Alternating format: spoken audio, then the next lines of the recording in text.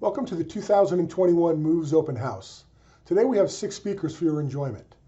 Feel free to watch all the presentations in order or advance to the start time on the right to watch a specific presentation.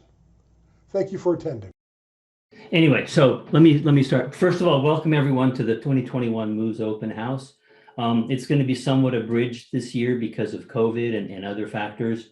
But hopefully, we think that the attendees will be able to get a good idea of what we've been doing over the past couple of years, what's going on in moves, and what the future holds. So we're going to focus a lot on the student work. The senior cohort, or most of the senior cohort, will give presentations on the work they've done, their thesis work. And some of the researchers will be talking about some of the research we're doing. So again, I hope that people get a good feel for what we're doing.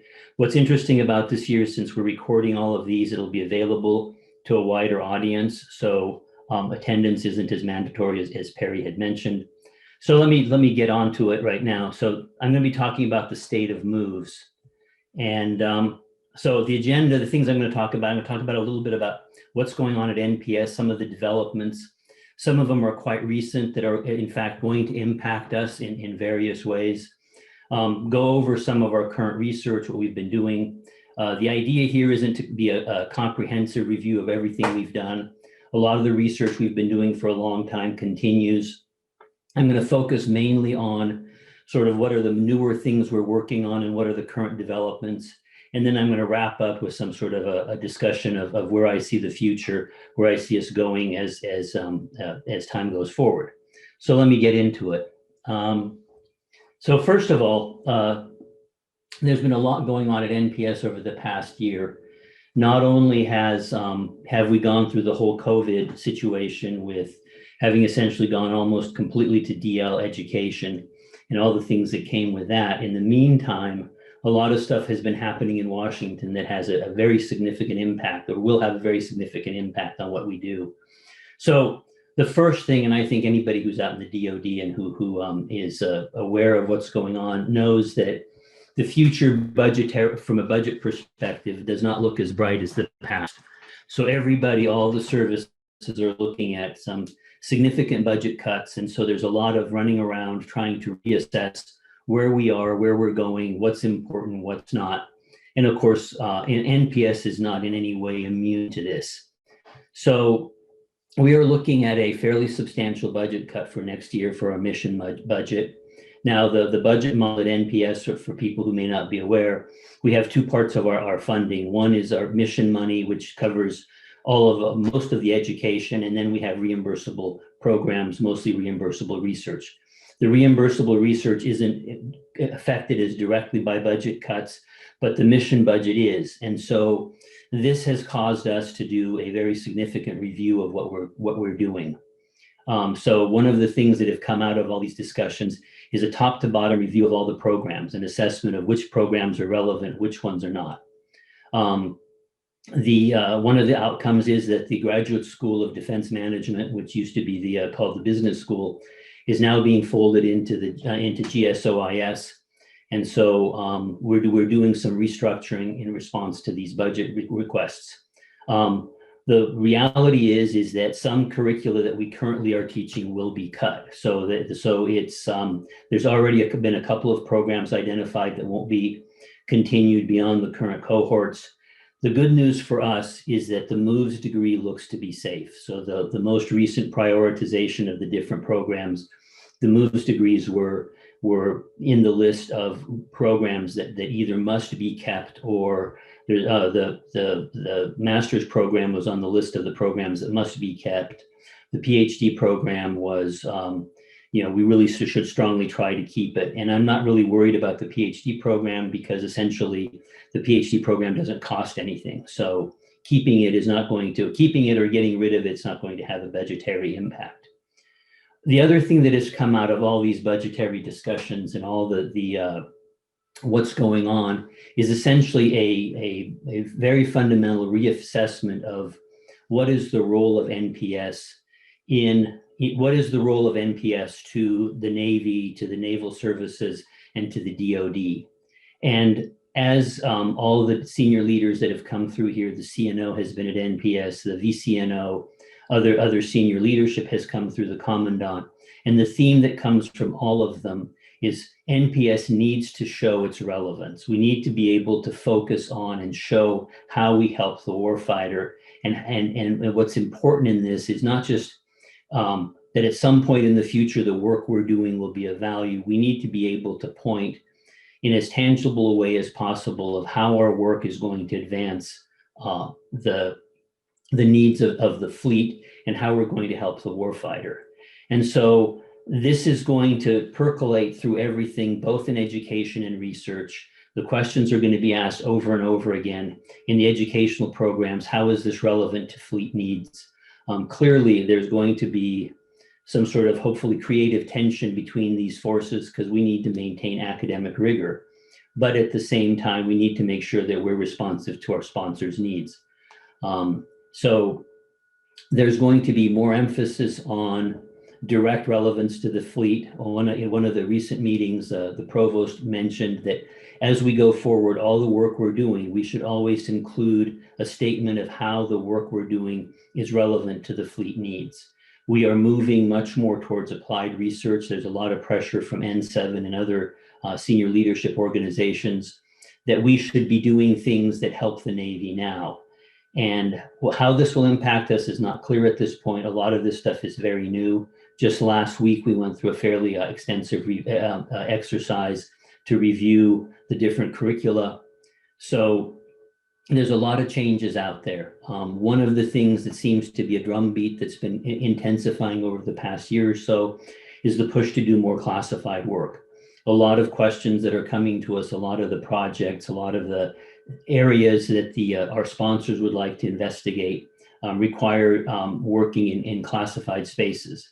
And so NPS is making a fairly concerted effort to expand the availability of spaces on campus where we can do classified work.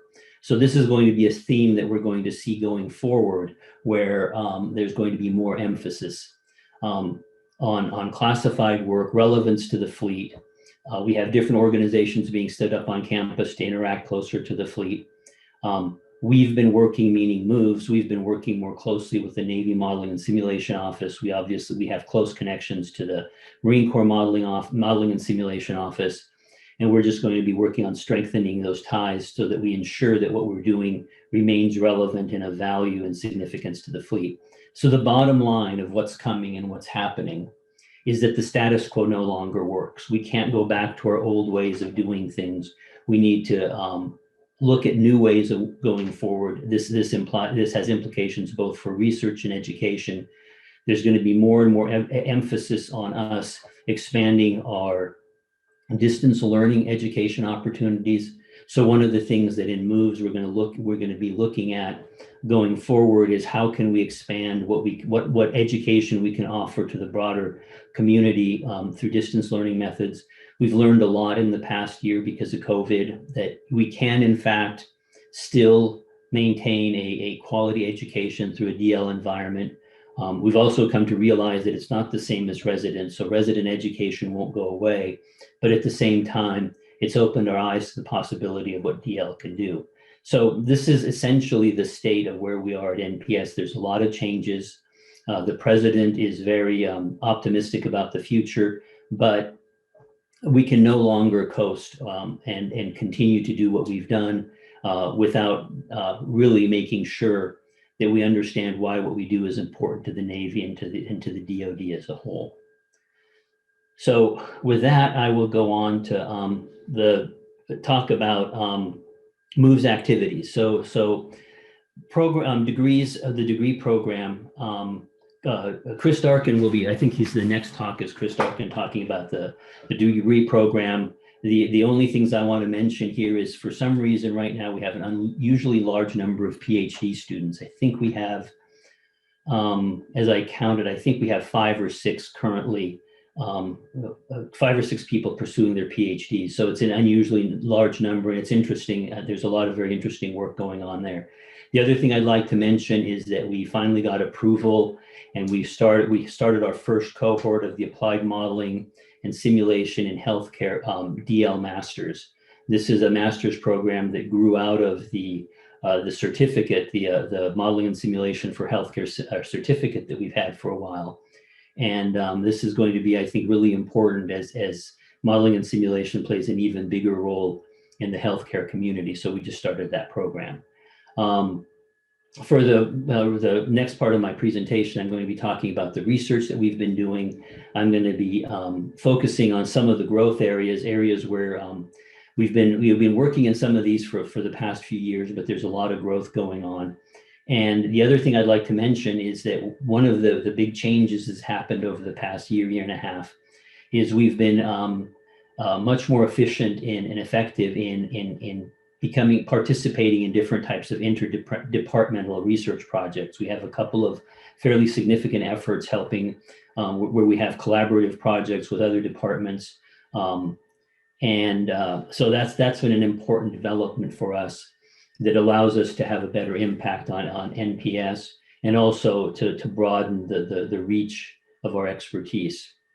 And finally, sort of at the general high level view of research, of course, we're continuing, as I mentioned earlier, we're continuing with the research we've been doing. So we continue working with discrete event simulations and how it can be used for different types of modeling problems. A lot of work is still going on in the standards area. I'm not going to be talking about that. I think Don Brutzman's going to talk a little bit about that. And of course, we're still involved with serious games, how serious games can be used, their development. So my presentation here isn't about an exclusive overview of everything we're doing. So a lot of the things people have seen us working on in the past, we continue to work on. I really want to focus on what are the things that are coming and what are the things that we're going to, what are the things that are evolving and their significance. So first, I'm going to start about the fact that we've been expanding our involvement with LVC.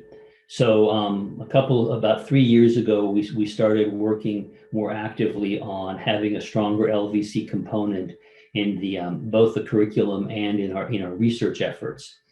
And so that has borne a lot of fruits. We've had several theses recently that are tied to different types of LVC related problems, interoperability. LVC is extremely important. The CNO has identified LVC as one of the key elements of our future development. So what we're going to be doing in the future is going to heavily depend on LVC, and so how we play in that space is critical. So over the past year, we've been continuing to expand the LVC lab that we set up a few years ago. We've added more sims to it. We've added more architectures to it. It's becoming more integrated into our curriculum. The lab is both used in the networking class and also the interoperability practicum. So that's been a big thrust of our effort. One of the things that we were working on before COVID, but COVID kind of pushed it harder, is to develop a VPN so that we could allow people to have off-campus access to our dedicated network to be able to do the kinds of things the kind of experiments and kind of things that you would do on a network to test out LVC concepts and to learn about LVC concepts. If to do LVC, you need to have a network where you have a lot of control over what you can do. Most of the networks out there, like our regular admin networks and other things, simply don't allow us to have a lot of the controls necessary for that. And what the idea behind the VPN was to sort of open this up to a broader audience to be able to look at things. So that's been a big development that's been helping. It's been certainly very critical for our success in being able to continue to do the LVC education during COVID. The other thing that we've just started looking into over the past few months is how can we move our LVC lab into the cloud? So again, as we look at the idea of possibly moving into DL space, being able to share the ability to work on these kind of networks with an audience that's not necessarily physically located on campus is going to be critical. And we think that the cloud is one way to do that. So we're looking into how we can set up some of the sims that we have to run on the cloud. And so that's the current effort that we're working on. And the last thing I'd like to mention is as far as in sort of the broader space of LVC and how we're involved in the broader community. Over the past few years, we've been involved with the NATO CWIX exercise. This is a coalition exercise where they're looking at different technologies of how you can do exercises distributed over large spaces, which of course is one of the key elements of LVC. And so we've been playing a significant role in that. And again, we're going to be participating this year. I think it's sometime in mid-June or so when we actually participate in this. And this is an exercise that actually involves participants from different NATO countries here in the United States. So it's a pretty big event for us. And it's a really good way to expand the visibility of NPS and moves, and also to help collaborations with other universities. We're doing a lot of this with Georgia Tech. So these are the sort of the high points of where we are in the LVC space and what we're doing there. Next, work in the AR, VR space. A lot of our research over the past couple of years has really shifted into AR, into the AR domain. We're still, some students are still doing work with VR, and VR is still an element of the things that we discuss in the curriculum, and also some thesis work is done on it. But a lot of our research has now moved more into the AR space and the whole broader notion of augmented reality, not just necessarily augmented reality as we think about, people might think about it with AR headsets, but also things like tablets and other devices that essentially help us visualize 3D information embedded into space. And so the second bullet there is emphasizing what I think is the key component that connects a lot of this research together is the realization that if we can use technology to embed 3D information in an environment, it can be very helpful for many, many things. So some of the things that we've been exploring is to how do we build 3D models and use AR capabilities to guide maintenance tasks.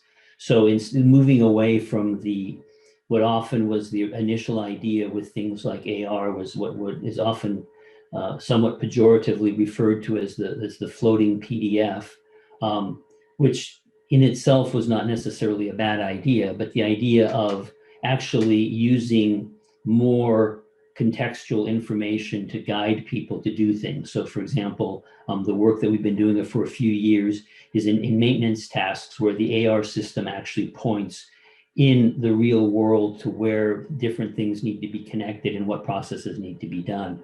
So we're continuing on working in that space, better understanding how AR can help with a myriad of tasks.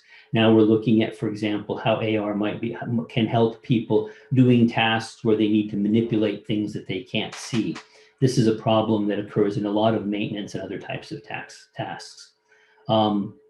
Another effort we're working on is looking at how can we embed critical information sort of in situ, in a location, to help people. So the example that we have is a notion of being able to go through a ship and locate using AR technology and using 3D models to mark things inside the ship that need to be worked on, so that when someone comes along with an AR device, they can see what needs to be done, and more importantly, exactly where the thing needs to be fixed.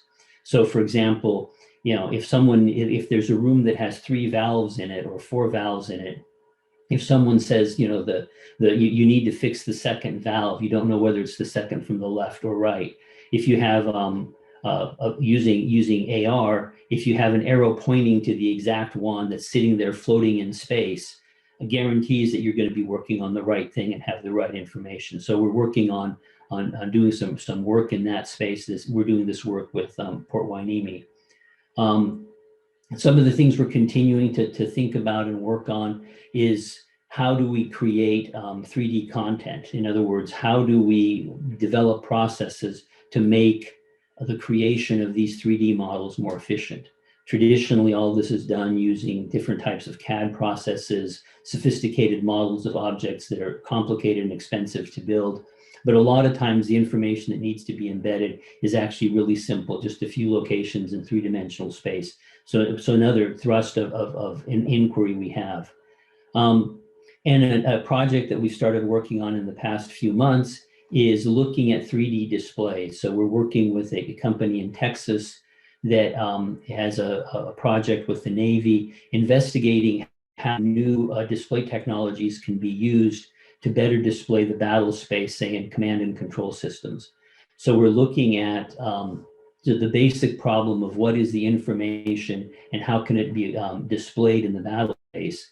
The orientation, the premise is that 3D displays can be helpful. And so we're going to be investigating that. However, again, the whole idea here is to look to see how that technology can work. So we're doing a lot of things in this sort of the space of displaying information and being better at understanding how to display different types of information so that we can be more efficient in using it, whether it's for maintenance tasks, whether it's for command and control systems. And this is a theme that's running through all the work that we're doing in the AR, VR space. There's a lot of other potential in the future for that. So the last area that I'd like to sort of concentrate on or talk or just emphasize here is the work we've been doing in AI. So over the past, I think it's been 2 or 3 years now that we have really expanded the work. We've had a couple of really outstanding theses done on using machine learning essentially to train agents to exhibit different types of tactical behaviors in simulations. So the idea is that we need to be able to control for our simulations. We need to be able to control the agents in the simulation to behave in useful ways if we want to use them for training or for other purposes. But a lot of times to do that by hand is really difficult. So what we're investigating is, can we use ML to train the agents to display the types of behaviors we would want them to, or people would be displaying in the real world. And it's been quite successful. We've had some really good successes. We've been fortunate that we've had both the Commandant and the ACMAC visit moves over the past couple of years, and we've shown them this work, and they were very interested and excited. So it's an important developing research thread.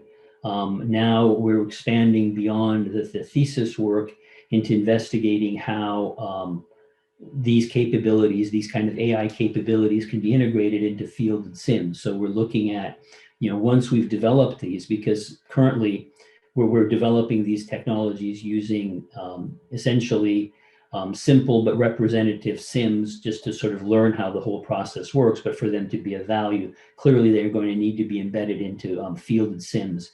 And so we're going to be looking into and investigating how the things that we've learned and how the things we've built in the AI domain can actually be moved into the fielded combat sims that are out there and help in whatever way they can. And also the other work that we're continuing in the AI space is the automated planning systems. This work started, really took off with the work that Byron Harder did a few years ago. And we're continuing to work on developing systems to do automated planning. These systems have interesting implications both for use in simulations to essentially automate the process of using a simulation to reduce the amount of work for different types of analytical or training sims. But they also have implications of how perhaps they could be used in helping with planning, operational planning, to use automated planning essentially to help with automated planning. So we've been working in these areas in AI.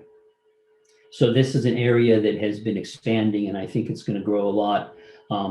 Again, it's important for us to work in this area. It's of top priority throughout the DoD. There's a lot of emphasis on AI and machine learning, and us being involved in it is going to be critical because our perspective is a little bit different. We're looking at it from the perspective of how does machine learning work inside simulations, or how does AI work inside simulations, whereas the broader community is looking at broader questions. So it's going to be an important area of work as we go forward. And essentially, to wrap up, I just want to talk a little bit about where I see the future and where I see us going. So as I mentioned at the beginning, and what's been going on, is the thing that we can't overemphasize is the idea that fleet relevance will drive what we do. So both in education and in research, making sure that we can understand and we can articulate why what we're doing is relevant to the fleet is going to be very important. As I mentioned, this is going to have implications on doing classified work. So for the broader community, this is important in the sense that a lot of times in the past, we felt that we were constrained in being able to address certain types of problems because they would get involved in different levels of classification. If we want to work with C2 systems or we want to work with certain Intel processes, a lot of times those get into requirements of different levels of classifications. Now, with this new emphasis, there's going to be not just a push to do it more, but also more support to have the necessary facilities. So as we think about what we're going to be doing in the future, we need to think about how some of the work we could do or how some of the important problems that need to be addressed really live in the classified world, and that we can and we will be working in that space more in the future. LVC will continue to be a major theme in what we do. The CNO and the Commandant have both emphasized it multiple times. And so it's central to the way the Navy is going to go forward. We know that we have weapon systems that actually the only way we can actually evaluate and test is in simulation. The F-35, for example, has capabilities that are only available through highly classified simulations. So having our students understand LVC will continue to be really important, and it's going to have a big role in our research in the future.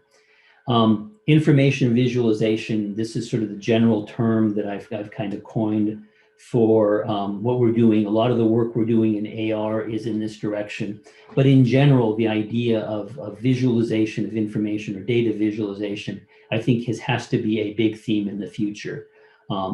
As the data that flows into our systems, in our operational systems, in operational environments, we see more and more data coming in. How do we visualize it? How do we avoid information overload? So we're already doing some projects with NRL to help evaluate how people deal with information coming in and how they sort it.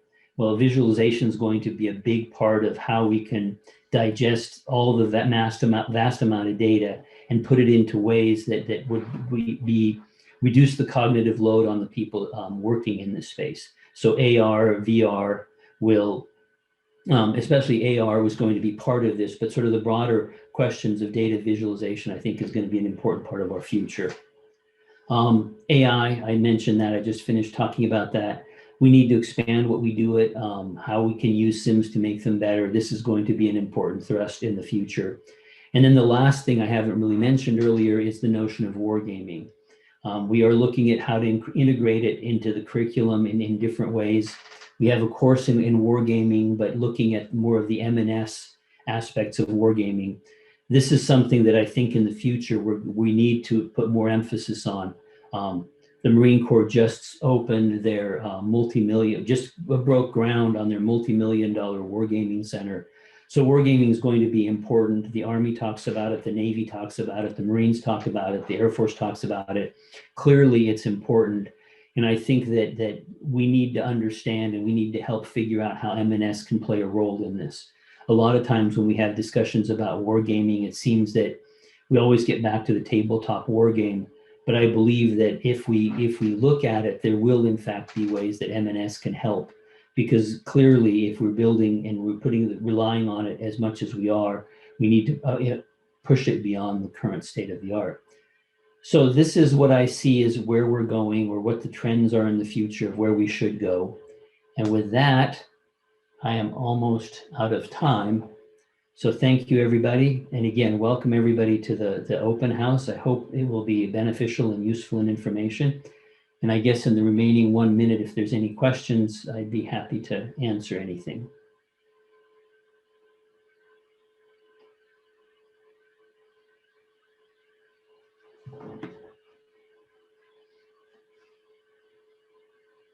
All right, well then, Perry, back to you. Actually, thank you very much, Jim. I really appreciate it. I think that's great. It's a great kickoff to the Moves Institute Open House. Good idea of what we've been doing. One thing, there is a chat available in Zoom. I know a lot of people don't use Zoom in the government, but we've been using it here for quite a while, the Zoom Gov, and it works well. And if you do have any questions, it might be a good place to put them, or comments. We can kind of maybe get a side discussion going in the chat as we're going through this, and then that way we can throw the questions out there. And even if the presenter doesn't have time to answer them, once they're done, they can go through the chat and answer them in the chat. So that's good, and that is recording. That's also recorded as part of the recording, and I won't be able to put that on YouTube, but I'll figure out a way to get that out to everybody afterwards if there's anything really important in the chat that we need to get over with. So thank you very much, Imra. If you could stop sharing. Excellent. Good, and our next speaker is the Academic Associate of Moves, Dr. Chris Darkin. And Chris will be talking on basically the Moves academics, what's going on there in our curriculum. So Chris, please take it away. Okay, Perry, thanks very much. And good morning, everybody. Right, so I'm going to talk about the part of the Moves educational infrastructure that I'm most qualified to talk about, which is really our flagship master's degree.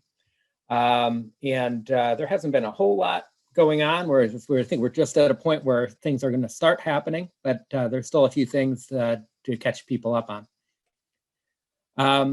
So I hope you have time for comments and questions at the end, but I get to ask my question first since I have the floor.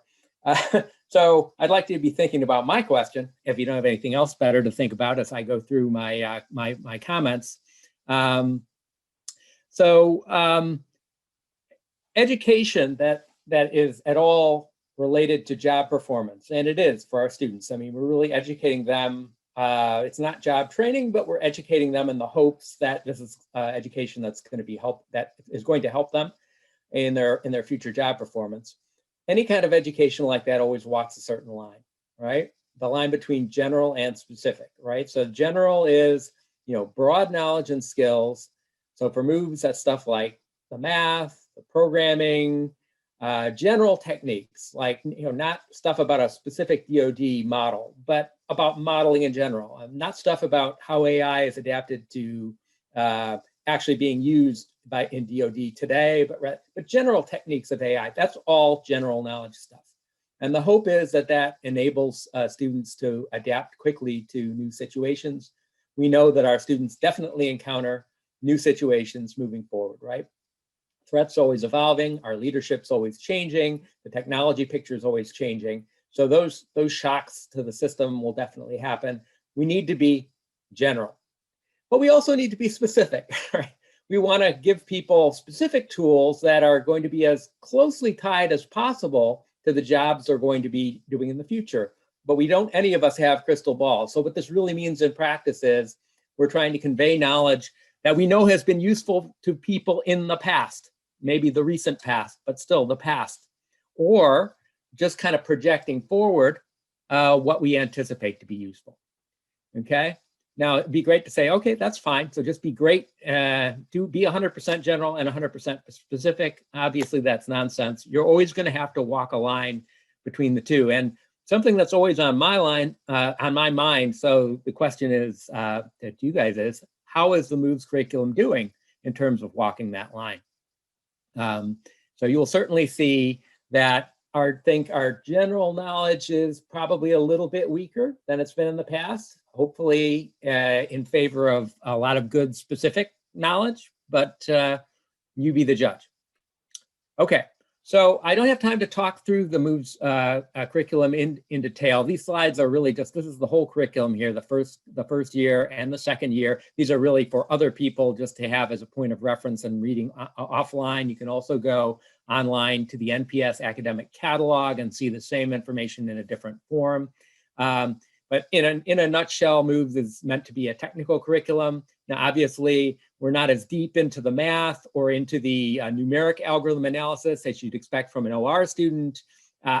Equally obviously, we're not as deep into software engineering or non-numeric algorithm analysis as you might expect from a CS student, but we're rather a kind of hybrid between the two.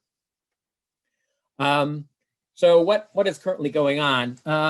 So we are in the process of, we're late in the process of getting a new curriculum review cycle really going. So curriculum reviewing is not a process that ever really stops, but it definitely has troughs and mountain peaks and troughs in between where there's more or less activity.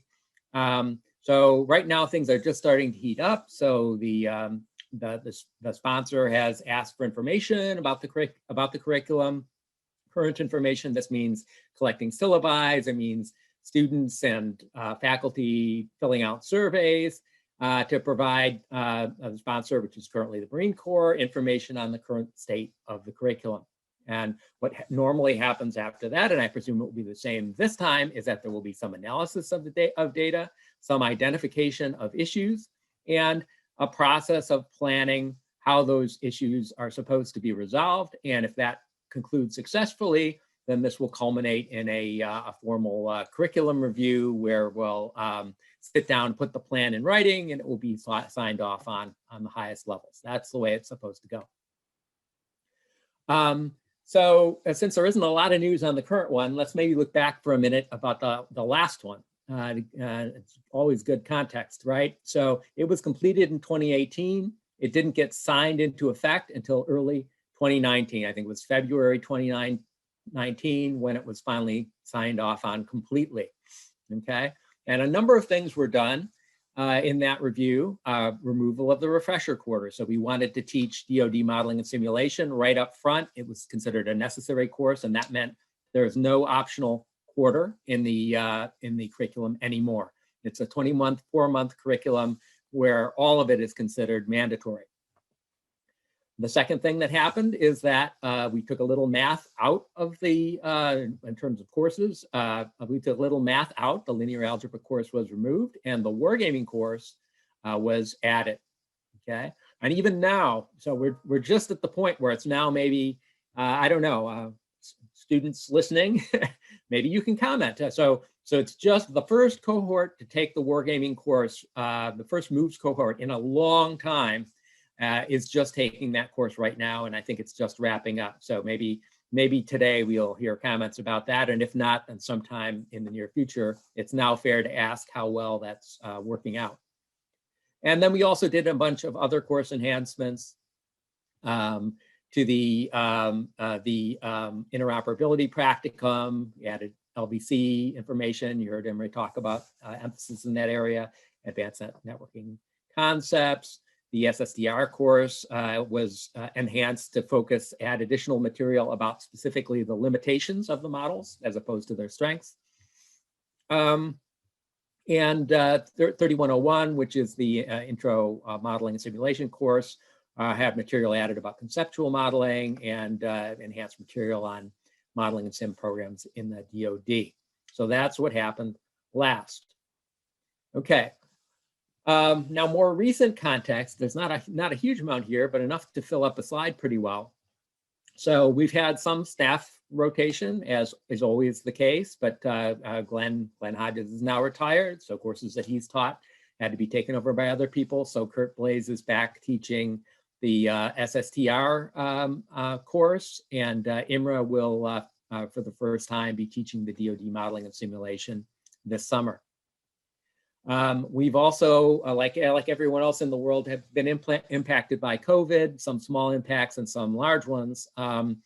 Certainly, I think teaching in full distance learning mode, I mean, it definitely has strengths and weaknesses to it. And I'm not sure, I've definitely heard some comments from the students that lead me to believe it's not all strengths. So we're looking forward to at least getting back in the classroom partially over the summer. So stay tuned for more details about that. They're really not available yet. But we also lost some really valuable things, things that I personally think are very important to the curriculum. For example, in our application practicum, Perry has been organizing for several years a trip down south to NTC, or maybe 29 Palms, some combination.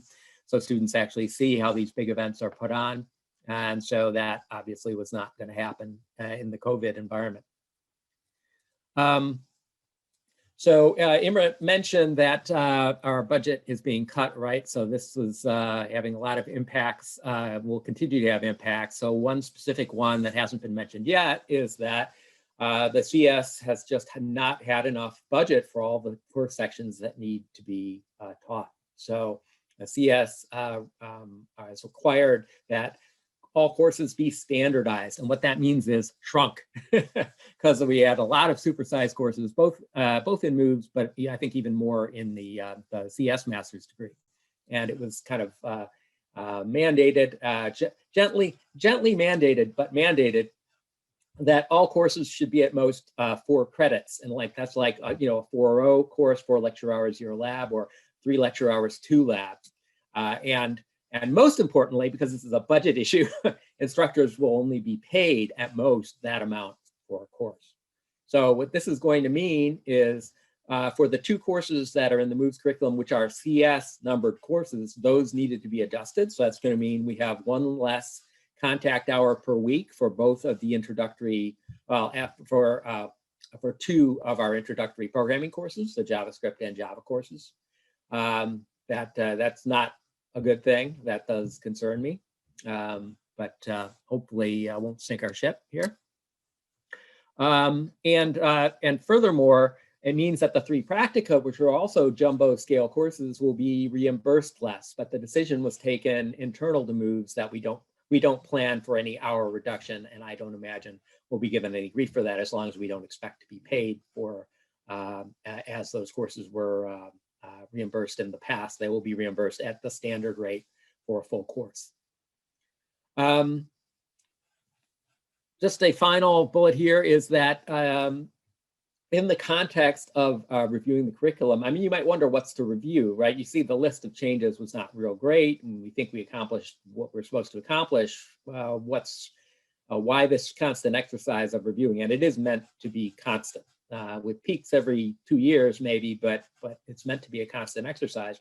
And of course, for those of you who don't teach, I'll just say it's anyone who does instruct, especially in a technology-related area, is constantly doing some amount of revision on their course. And I teach the AI sequence, so I'll pick on that. So this year, I felt the need to really move the students into using research quality machine learning tools, because I was seeing that they were benefiting from this later in their education or for thesis work. And these tools are in a different language. They're in Python.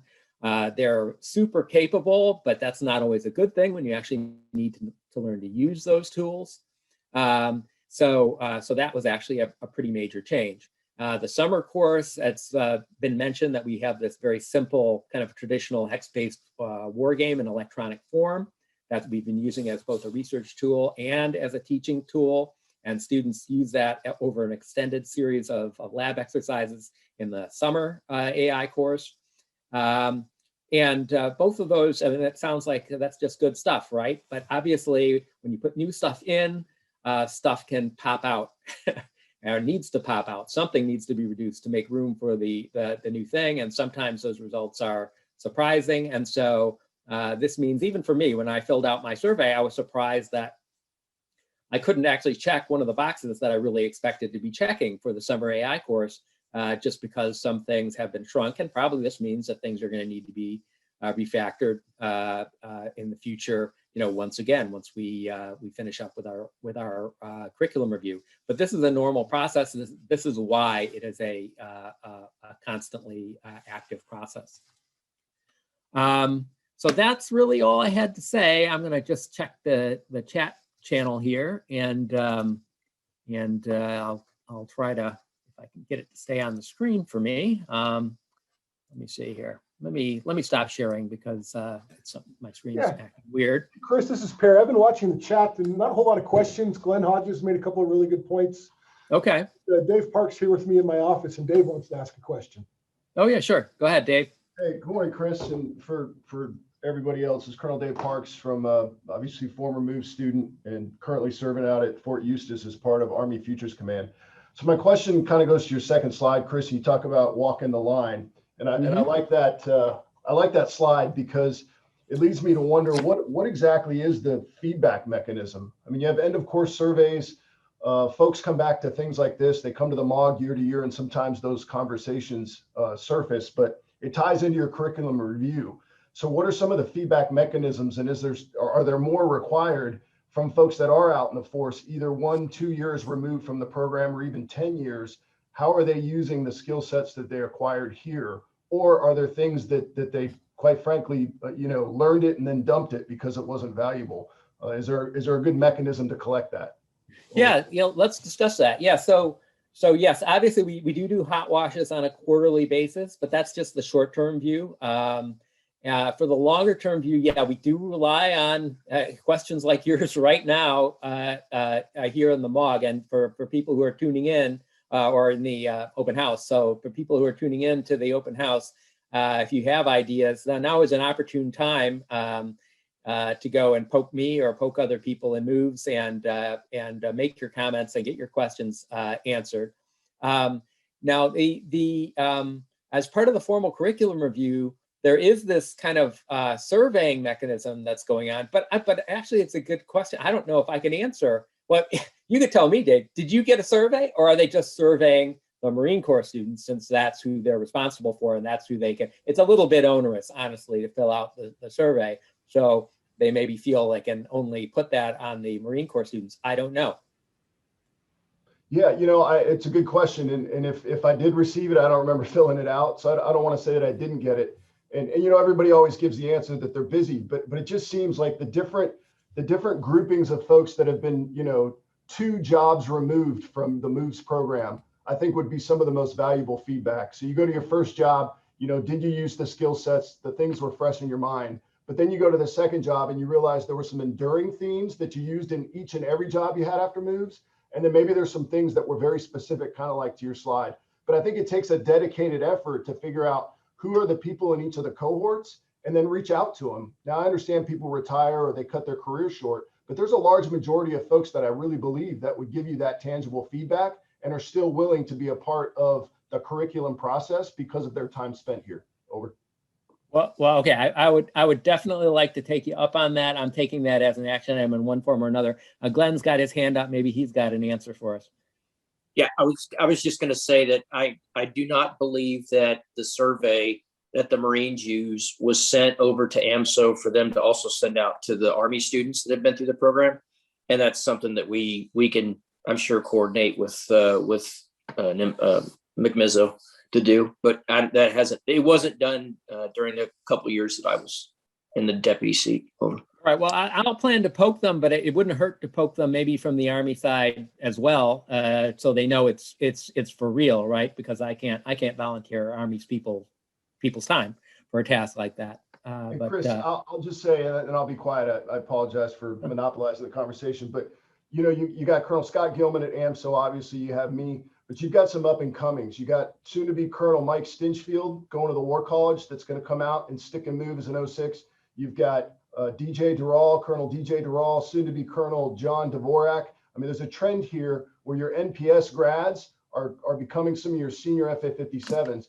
Soon to be Brigadier General Will Glazer, by the way, our first 57 general. So there's folks that care, and I think we can probably pull something together in a meaningful way so that our students don't just come and focus on maybe the experience that wasn't so positive, but actually are giving that feedback, which is why a guy like me comes to these things every year for the last 5 or 6 years. So I'll be quiet. Over. Yeah, and I will be asking. I will talk over to Brett and ask him if there isn't some way we can't at least try. And your name will be mentioned, Dave, since you asked the question, because I'm not sure if they know the right belly button to talk to on the Army side. I presume you could help them with that. Absolutely. Hey, Chris, this is Glenn. So as an action item for the new deputy, that's something that you need to get with him on and have him coordinate. Jim Teeters. Okay. He's the line to get that to AMSO and do that. That's what we need to use that deputy for. But even him, I mean, he's not transitioned yet, so I don't know. Right. If he wants to volunteer for that while he's still doing his other job, that's great. But I feel like this is something we need to act on immediately because the surveys that survey process is already advanced. Right. Okay. Yeah, I think one interesting thing that will come out of if we do survey the Army officers, surveying the Marines, our Marine grads do one modeling simulation tour, and they go back to their primary MOS. And if they had done something, say in training, they may not have used a lot of the analytic tools they got, or something like that. It's very billet specific, and the tools they're going to use out of moves. Whereas the Army officers go out, and if they're serving in several of them, as Colonel Parks said, you can kind of see the themes, and a lot of things that you may not have used in your first tour, you use in your second or third, since they're FA-57s for life. Yep, that makes sense. Hey, we have one question in the chat from Fuzzy Wells, and he just wanted to ask how many people were in the, how many students we got. And Kurt Blaze, Alternative Forum, I'm just doing this for if people aren't watching the chat. Basically, we got about 8 to 10 students in the cohort, 5 or 6 Marines, 1 to 2 Army, 1 to 2 foreign. We've had a few Navy come in, but that's pretty rare. So that's what kind of builds up our 8 to 12 master students in the cohort at any one time. We obviously have 2 cohorts on campus at NPS going through the curriculum at any time. So. Yep, that's a good answer by Kurt. Okay, does anyone actually something? If no one else has a question, I'm going to ask questions.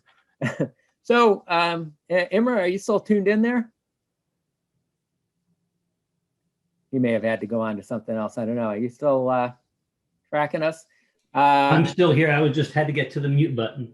Okay. I wanted to know. So I have not been involved with the medical degree. So it's been approved. So what's the status as far as getting students and actually offering that degree? We have the first cohort has signed up. It's very small. Intentionally, it's I think either 3 or 4 people, and the degree is a joint degree with USU, so they take 3 classes with them, and so the way the schedule is that they take their first 3 classes. The other thing is that it builds on top of the certificate. So the assumption is that the people who are doing the masters have actually finished the certificate. So everybody in there is the certificate, and right now.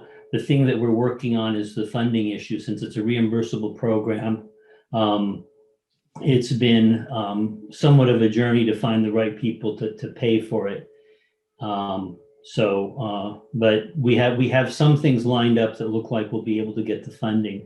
So initially, the idea is just because of the people we have, it's going to be relatively small. I guess the other development on that front I didn't mention is that we've just hired a senior lecturer to support the healthcare certificate.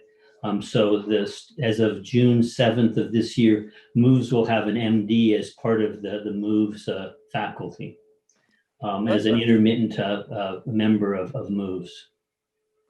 And that's someone who is located. Is that the person that was located down in the LA area? She's down in San Diego. Okay. And the reason, of course, we can do that is because the healthcare certificate is all DL. So yeah. So it's going to be pretty exciting. She's a Navy veteran. She spent 9 years in the Navy as a doctor. So. Okay, and how long does it take people? Is it going to take people to get through? If they do the certificate, that's just 1 year, correct? That's 1 year, right? And then it's another. I think with thesis it's another 2 years, because of course the assumption is people are taking 1 class a quarter. Okay, so 3 years total. That's not too bad for distance learning and 1 course at a time. Hey, Chris, we had Dominic Hittner, a student here at NPS, put up her hand. So I think she may have a question. Dominic, do you have a question?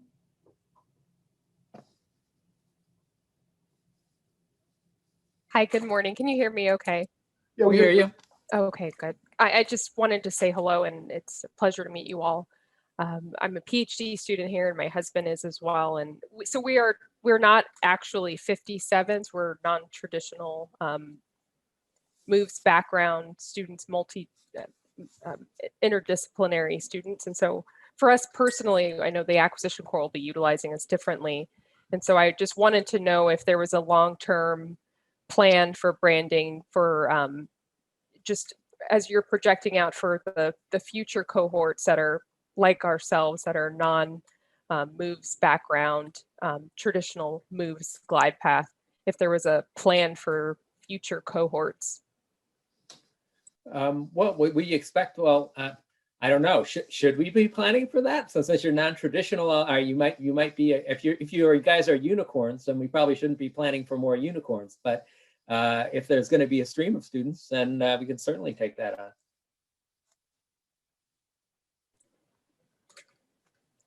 I guess maybe this is probably a deeper question for offline for in the future, but thank All you. right. All right. Well, yeah, the information I'm lacking is just on how many students and what sort of background, but we could certainly be thinking about that. And Glenn, do you have, are you responding to that? I think to Dominique's point, it may not be so much for the master's degree program, which is where your focus is, but I think on the PhD program, where we have had in the past moved students who have master's degrees or other CS types who have come in, who have had the background. But Dominique and her husband, both information science professionals, non-moves people. We have been, if Don Brutzman's on the line, we have discussed an idea or thoughts about creating kind of a core set of requirement classes for the PhD students that would put them in better position, kind of like a moves master student. And I think that's a work in progress, but I'll let Don address any further details. Over. Well, thanks, Glenn, for queuing that up. Very correct, and Dominique for asking.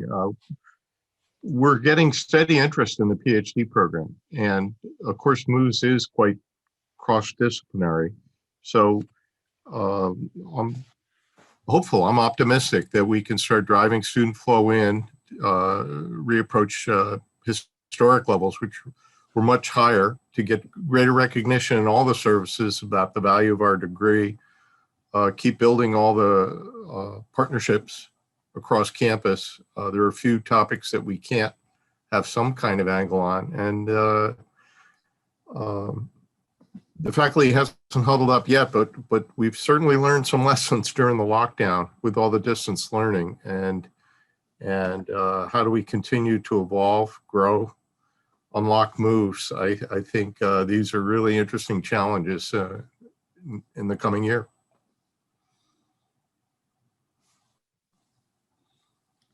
Okay. Is there anything further? If not, I'll turn things back over. I mean, we should probably stay on our exact time schedule because people are jumping in and out for specific talks. So maybe we'll have a slight pause until 10. Perry, what do you say? Yeah, actually, we actually put some breaks in after every 2 lectures here for 15 minutes, just because I guess you and Imre are a little bit different. But normally people like to go long. So I didn't want to cut people off. So I put in what was called a break. So I had everybody aiming for 30 minutes. We've got a little bit of time in there. But yeah, I don't want to start before our next talk is scheduled to start. And that's at 10:15. That's Clay Grunke talking about augmented reality. So we'll take about a 18-minute break and be back here at 15 after the hour. And we'll kick off again with Clay. Okay, great. Thanks, everyone. Thank you, Chris. It was a great talk. Hey, everyone. Hi. Well, it's about that time, close to 10:15. Our next 2 presentations are going to be by the same presenter, Clay Grunke, former naval pilot, naval aviator, excuse me, who flew growlers, excuse me, I was going to say gremlins. Those aren't quite as enjoyable to fly. Came here as a student, went through, got his master's, left us for a while, come back, and now he's a civilian. He's going to give some musings on his augmented reality, especially looking at how we can use augmented reality for operational and maintenance issues. And then he's going to brief you on some of the research that he's been doing here on using augmented reality for maintenance. So Clay, please go ahead and Awesome, take it away. thank you. And I can confirm the Prowler had lots of gremlins, so you're not completely inaccurate in that statement. Good morning, everybody. Thank you very much for your time today. So my name is Clay Grunke, and thank you for your time as we start off kind of this presentation.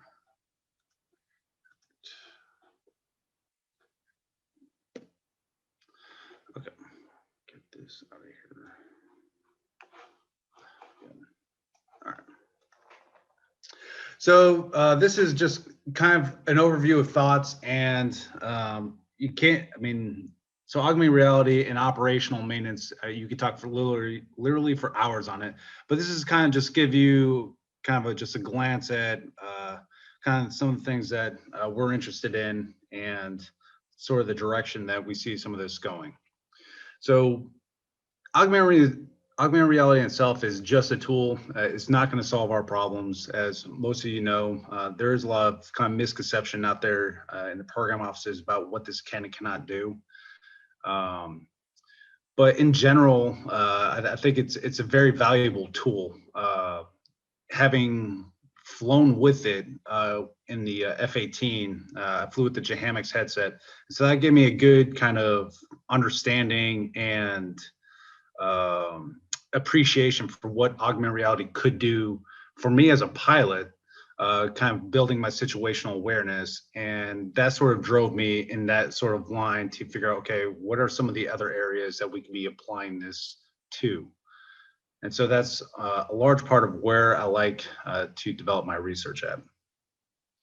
But in general, I think, you know, if you, in order to get a good understanding, or I'm sorry, in order to really utilize augmented reality in an operational environment, you need to have a good understanding of what is around you, right? And that comes from having good sensors, good models, figuring out where you are via localization. And when you start getting all those things together, like really interesting things can happen.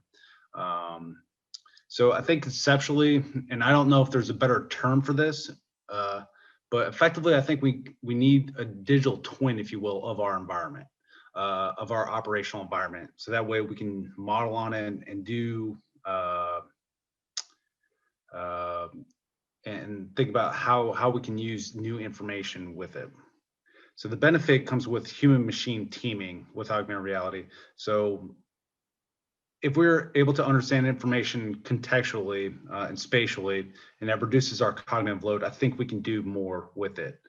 And so I'm going to give a basically tangible example of an area where I think this would be beneficial. But again, this is one of many use cases, but just an example. All right.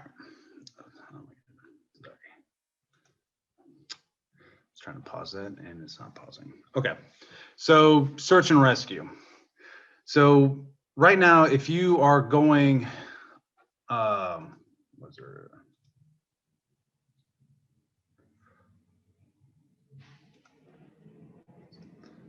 everyone see kind of the screen? We see the search and rescue example screen that you've got there. Okay, yeah, I didn't know what the question in chat was supposed to be about. Okay, I'll keep track of the chat. Okay. And let you know if there's. Roger that. Okay.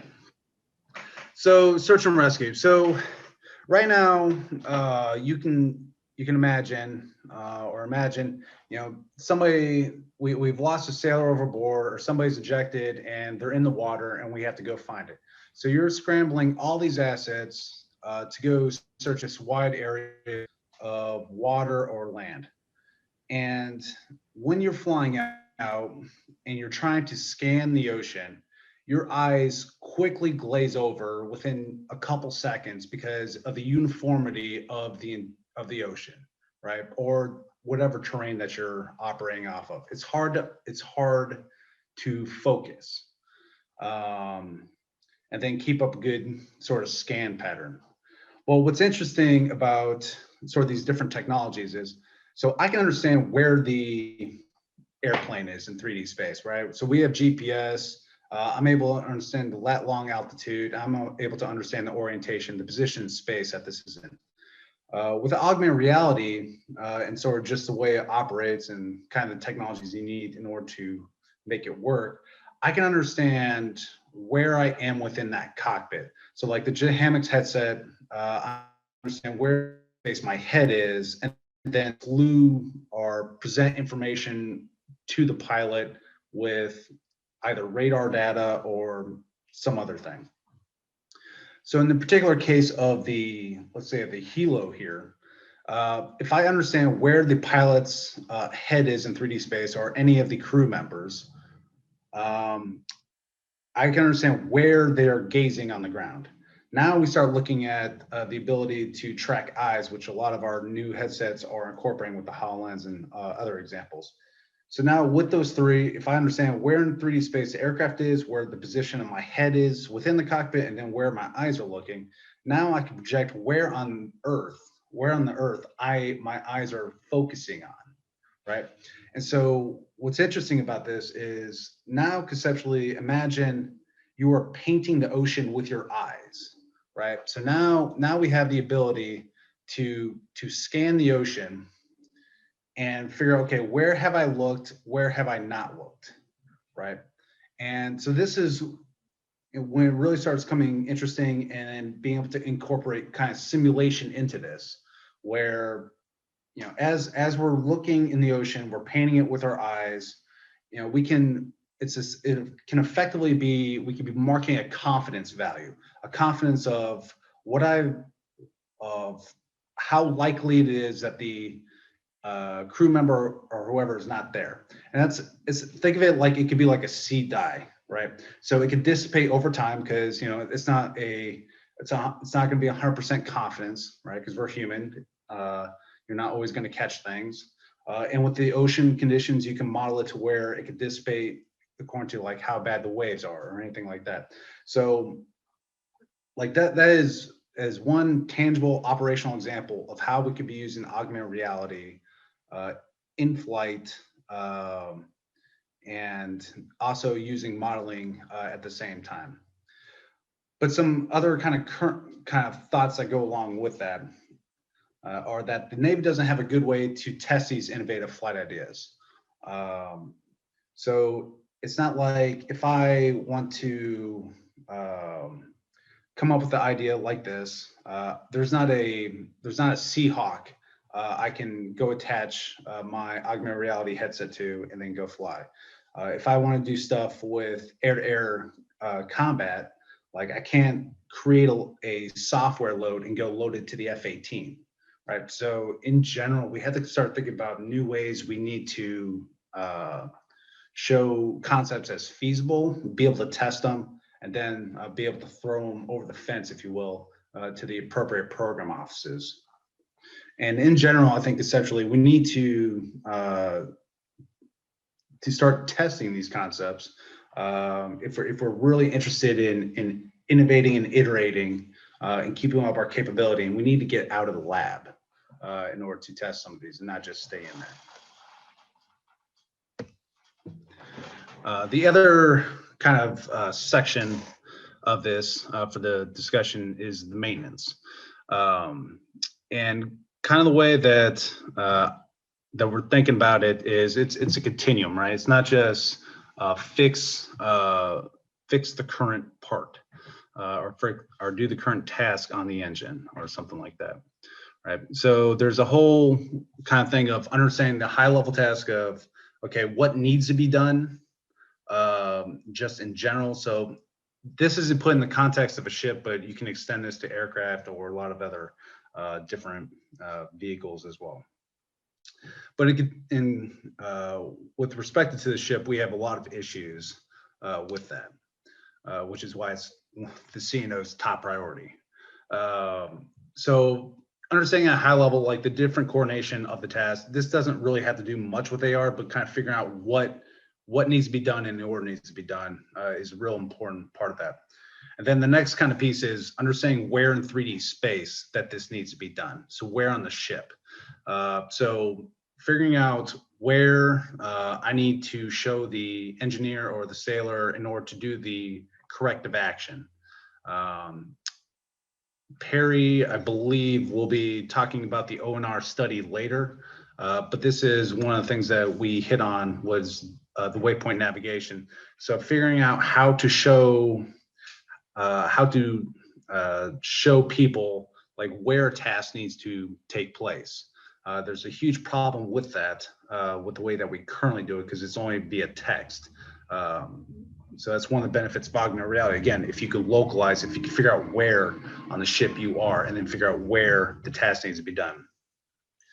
Then you kind of get to where you get within, arm's reach or physical reach of the task. So you're there, if you will. And so then it's, okay, using augmented reality when appropriate to do the equipment that could be procedural guidance, it could be remote expert, and that's why they're all kind of put in the middle here. And then kind of the next piece of that, and there's a little bit of overlap, is quantitative quality assurance, and I'll hit on that, I believe, in the next slide. So being able to figure out whether or not you've done the task correctly, or at least have some degree of confidence that you have done the task correctly. And the reason that there's an overlap here is if you're able to do that implementation well, right? So you could be validating that you're doing the step-by-step instructions while you're doing it. And so if it doesn't meet the threshold, you would have to redo the step in order to give a certain amount of confidence that yes, you have done this the step in this procedure correctly. And again, that will probably make more sense in the next slide.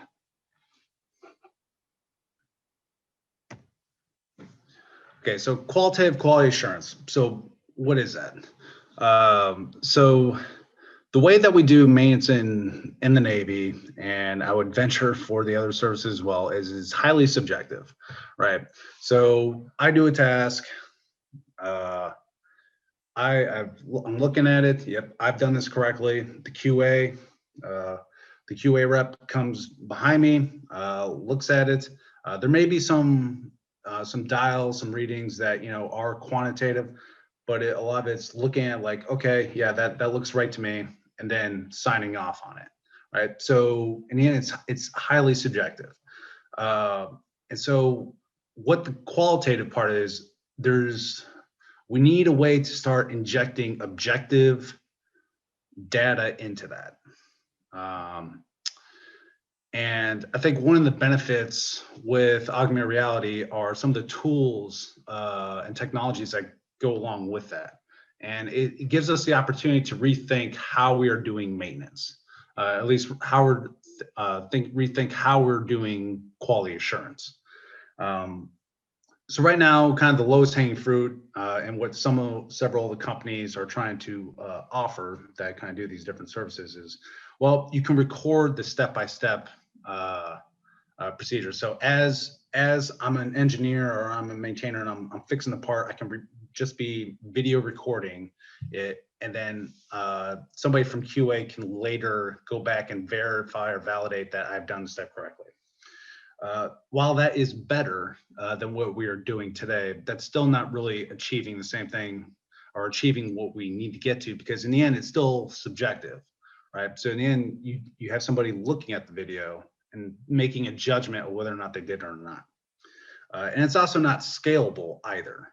I'm sure you could probably figure out a way to inject some sort of computer vision into that to figure it out, but it's not a very scalable process still. So rethinking, okay, how can we create something to where we can inject objective feeds into that? So as a tangible example for this, so if you're looking at the top right, so this kind of shows a projection of HoloLens understanding where your hands are in 3D space.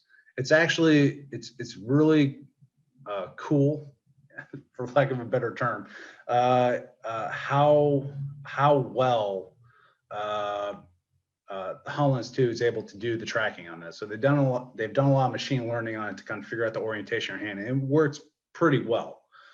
And so where this now starts to become interesting is if I know where I am in 3D space, right, and I know where the system is that I'm working on in 3D space, and now I know where my hands are in 3D space, like as I'm going along the step-by-step procedure, and I know where on the engine, as an example, or on this bench in the lower right-hand corner, I'm supposed to be doing a step.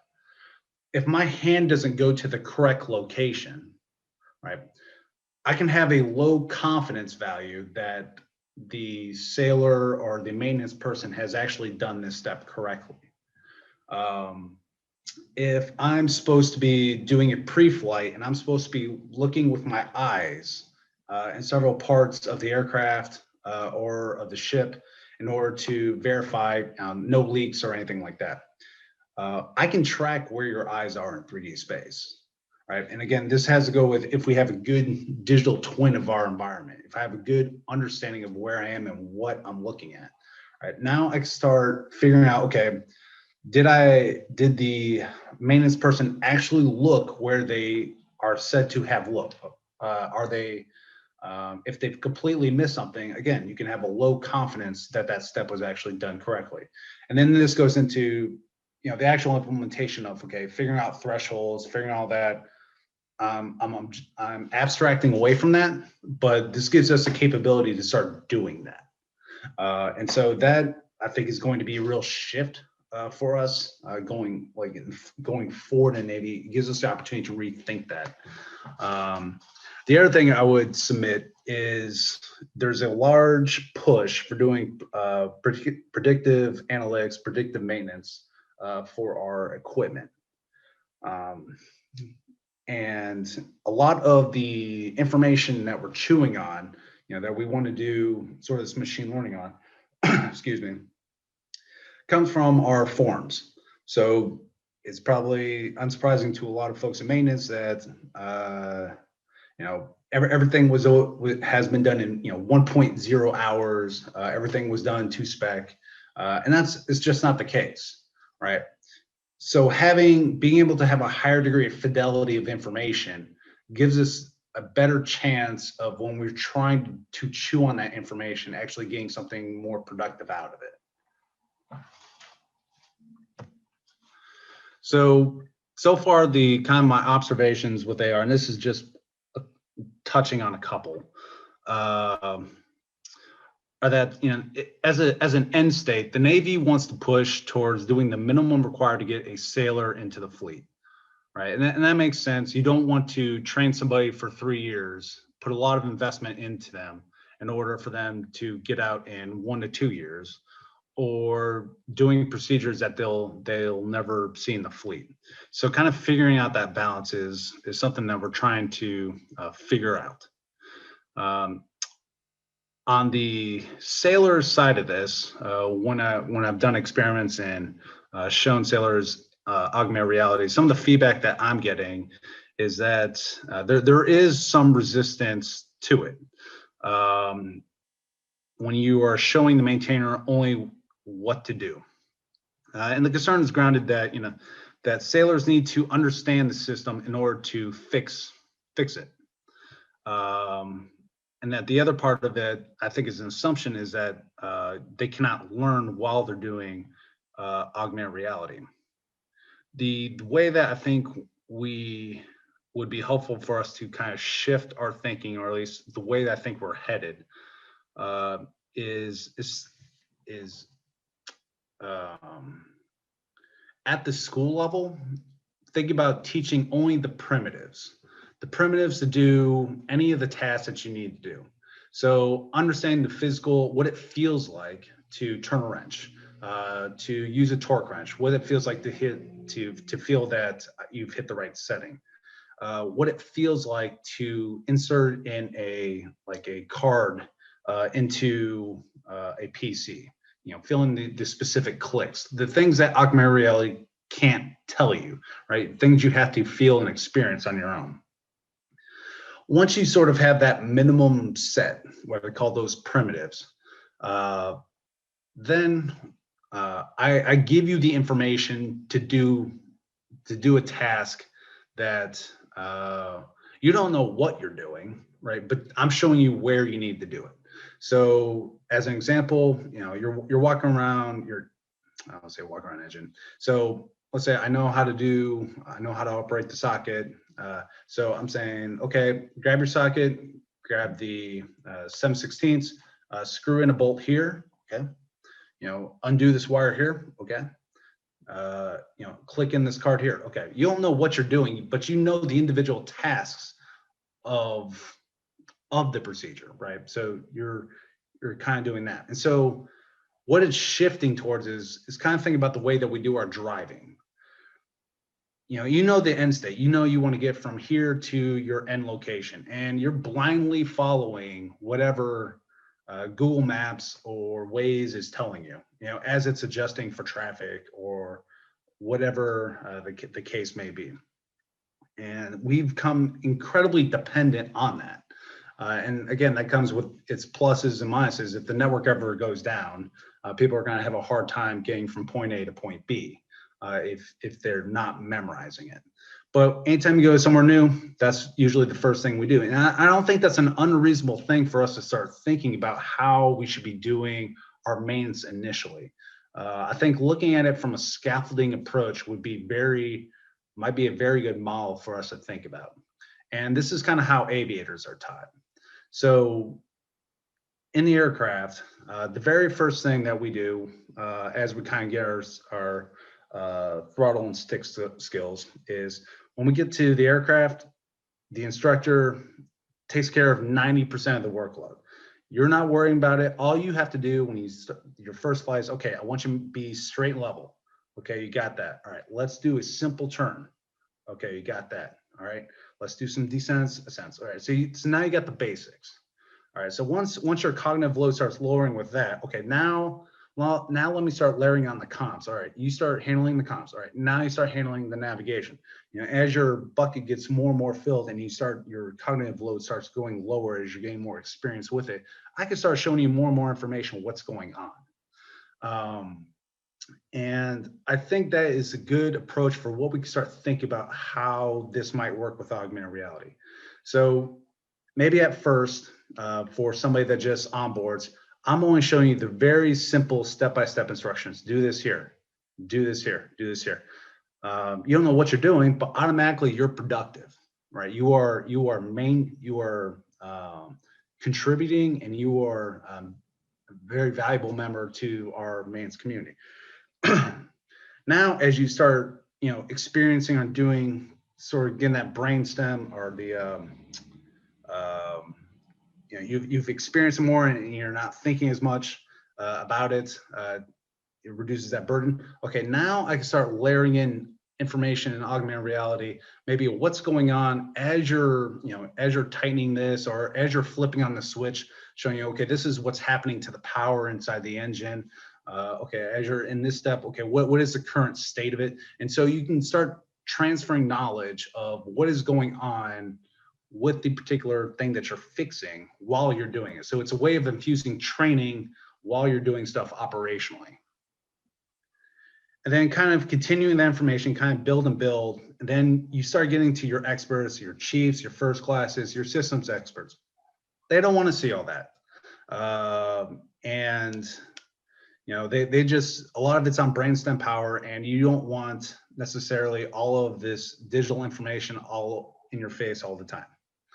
And so one of the cool things is, or what you can start thinking about is, okay, well, I don't have to render any of that, right? But the system can still be watching, right? And so let's say your hand goes to a specific spot on the aircraft that you've done the procedure 30 times. Now you're on brainstem power. Okay, this is next. But let's say a new change came out, the system's updated. Your hand goes here, but in actuality, it's supposed to go here, right? And so what I can then do, because I know where you are in 3D space, is I can show you break X. No, per this change, this is the new one. I render it, and once your hand goes the correct spot to do the right action, okay, then I go back into just a passive mode, watching you do your step-by-step procedure.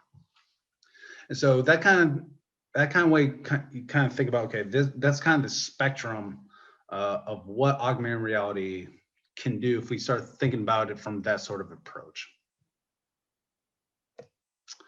And so with that, I will pause for any sort of discussion that the group may want to have on this.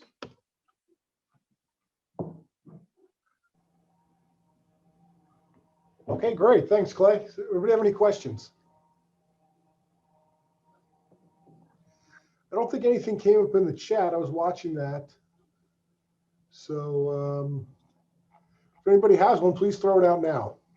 Yeah, I don't know if this is much of a question as a comment. I really liked what caught my eye was actually at the very beginning, the search and rescue application.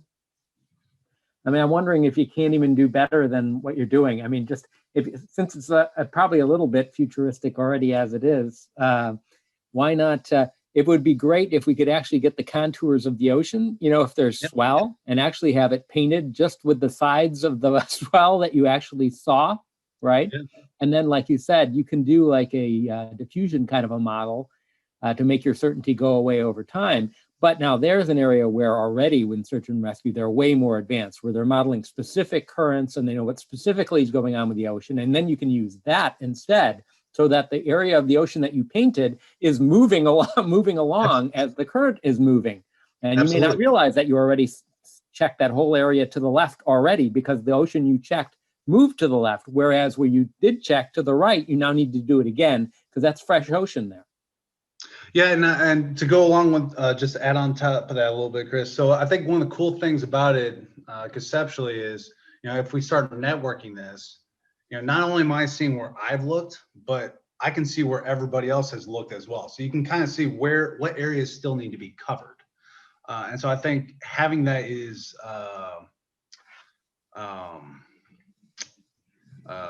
like a huge possibility for us as we start thinking about how we can do it. But I think you're absolutely on point of like the modeling part of that.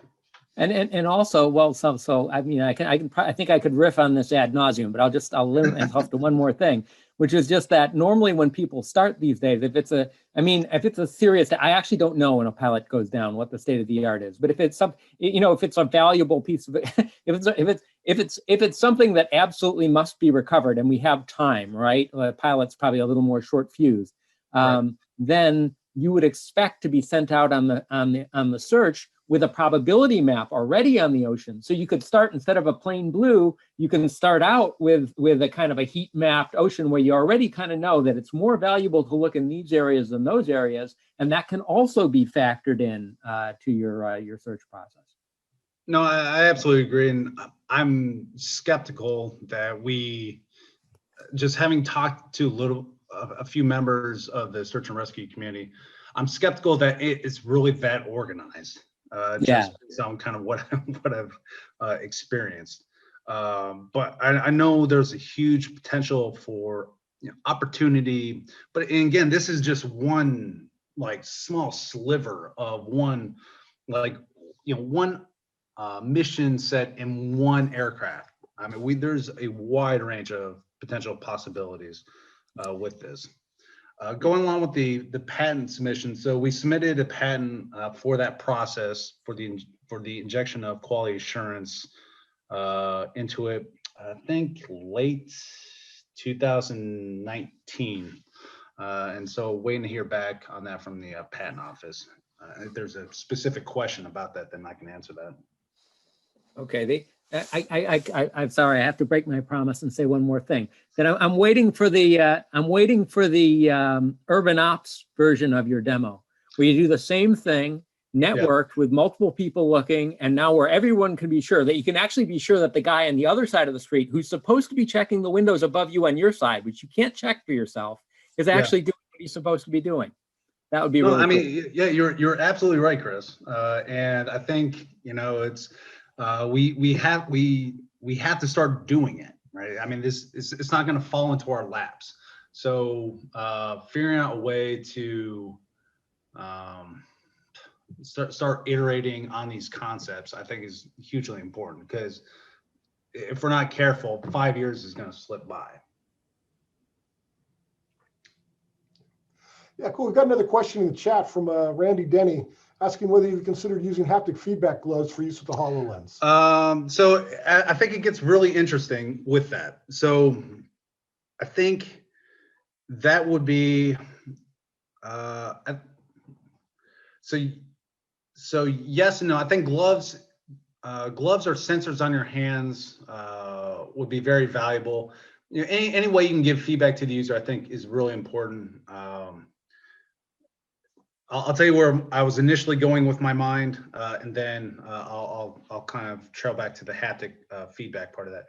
So the initial kind of thought in my mind of more information of how we can do quality assurance. If I have a way to track kind of the acceleration and deceleration of my hand, I think, again, that gives us objective data. So think about your phone where, it measures the acceleration of, okay, you're doing a shake on it, so it performs a certain action. It's registering that.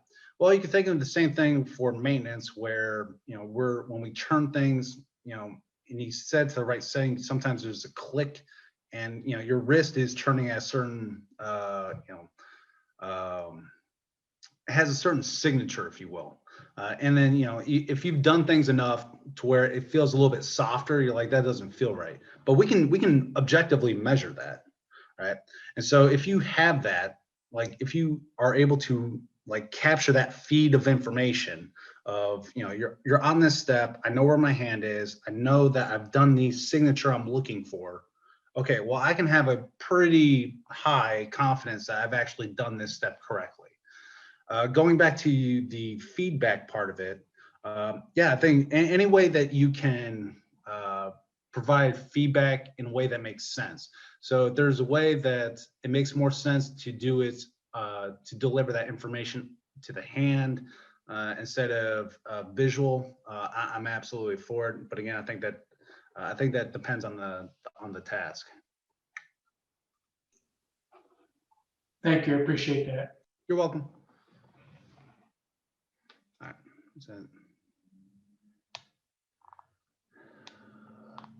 So I try to, so about the DISC question. So I try to abstract away from, I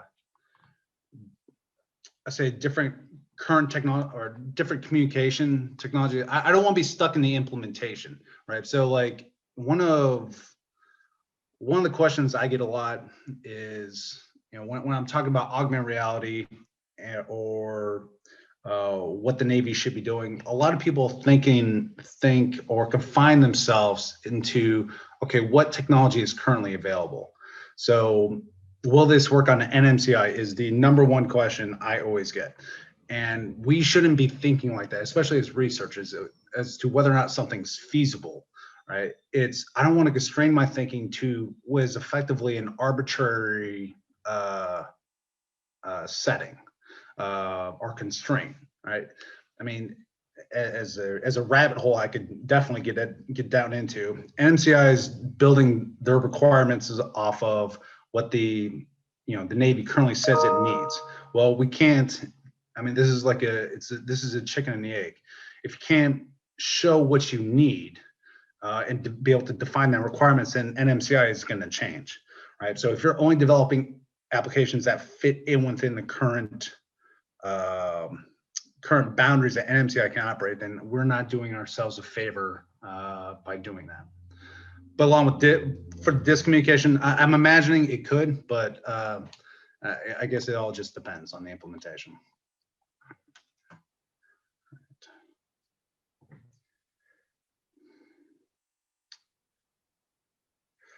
Okay, have I thought about looking at the issue of maintenance when visual cues are absent?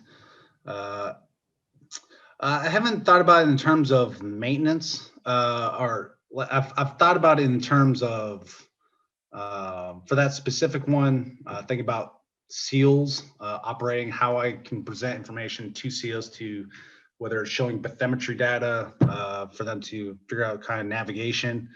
But with maintenance, that would be extremely pertinent. And actually, I might be able to hit that one here in a minute with my follow-on presentation, which I'll start now because I'm already a little bit behind. But all right, let me this thing off. Okay. So I promise I'll get back to that here in a minute.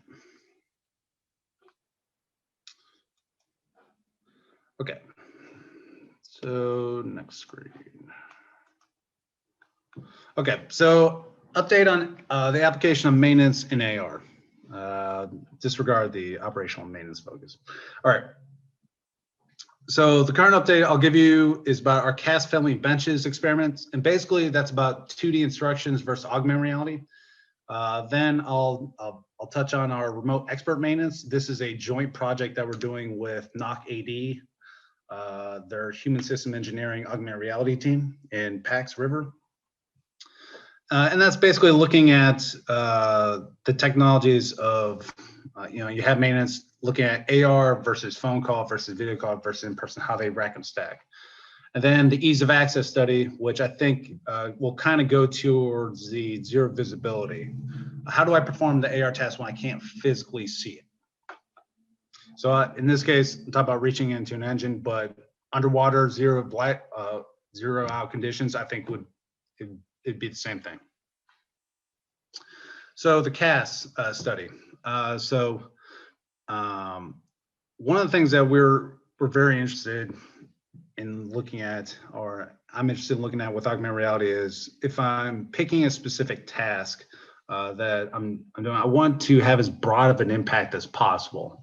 Which we have very finite resources at NPS, so being in the Navy in general. So being able to kind of pick a specific one that can have a broad impact. And for us, that was this says RTCAS, but kind of the way it works is there's a whole family of benches that are CAS, that we do a lot of parts that fix all the parts across the airframes in the Navy. So, which is why we did this specific box. And what we want to do is, so what we did and are doing is we created an analog of the real test bench. The real one's a limited resource and costs several $1 million. So breaking that wouldn't be very acceptable. So we created a good analog, and the feedback we got from our experts was that it did do a good representation of it. We picked a procedure that was that we were told was very complicated and air prone, and so then what we next did was we got the 2D instructions that were given to the sailors, and we optimized them, and I'll get to that here in a minute.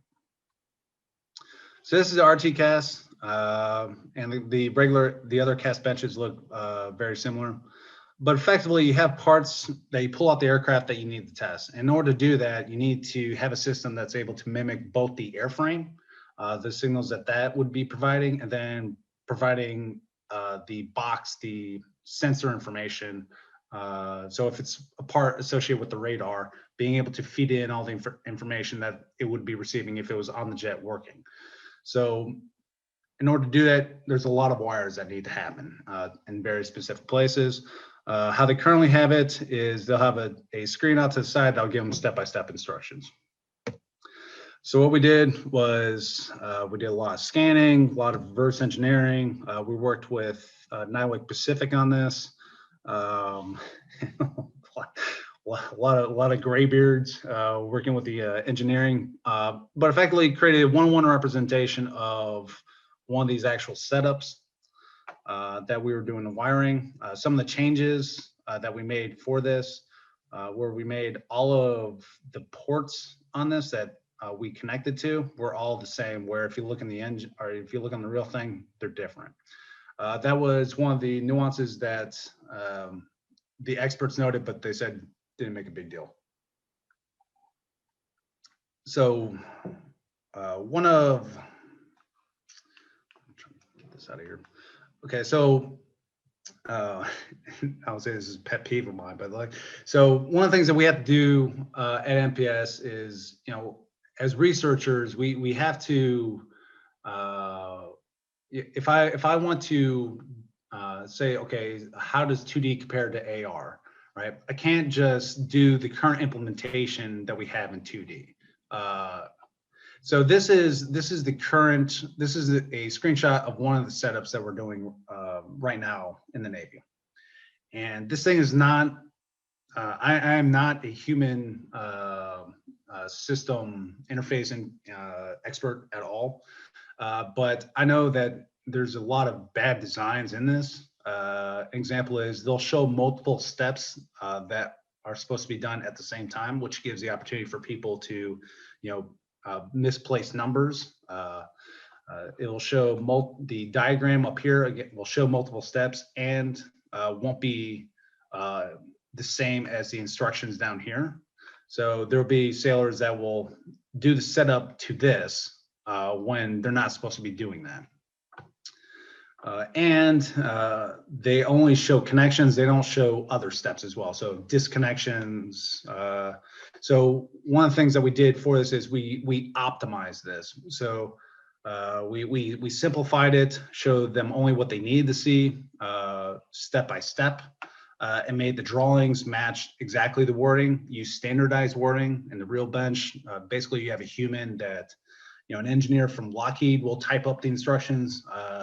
Then there'll be other instructions that the sailor get will be a different engineer from Boeing, right? And so there's a lot of non-standardization, which is a problem because it gives the opportunity for people to use whatever words that they want to.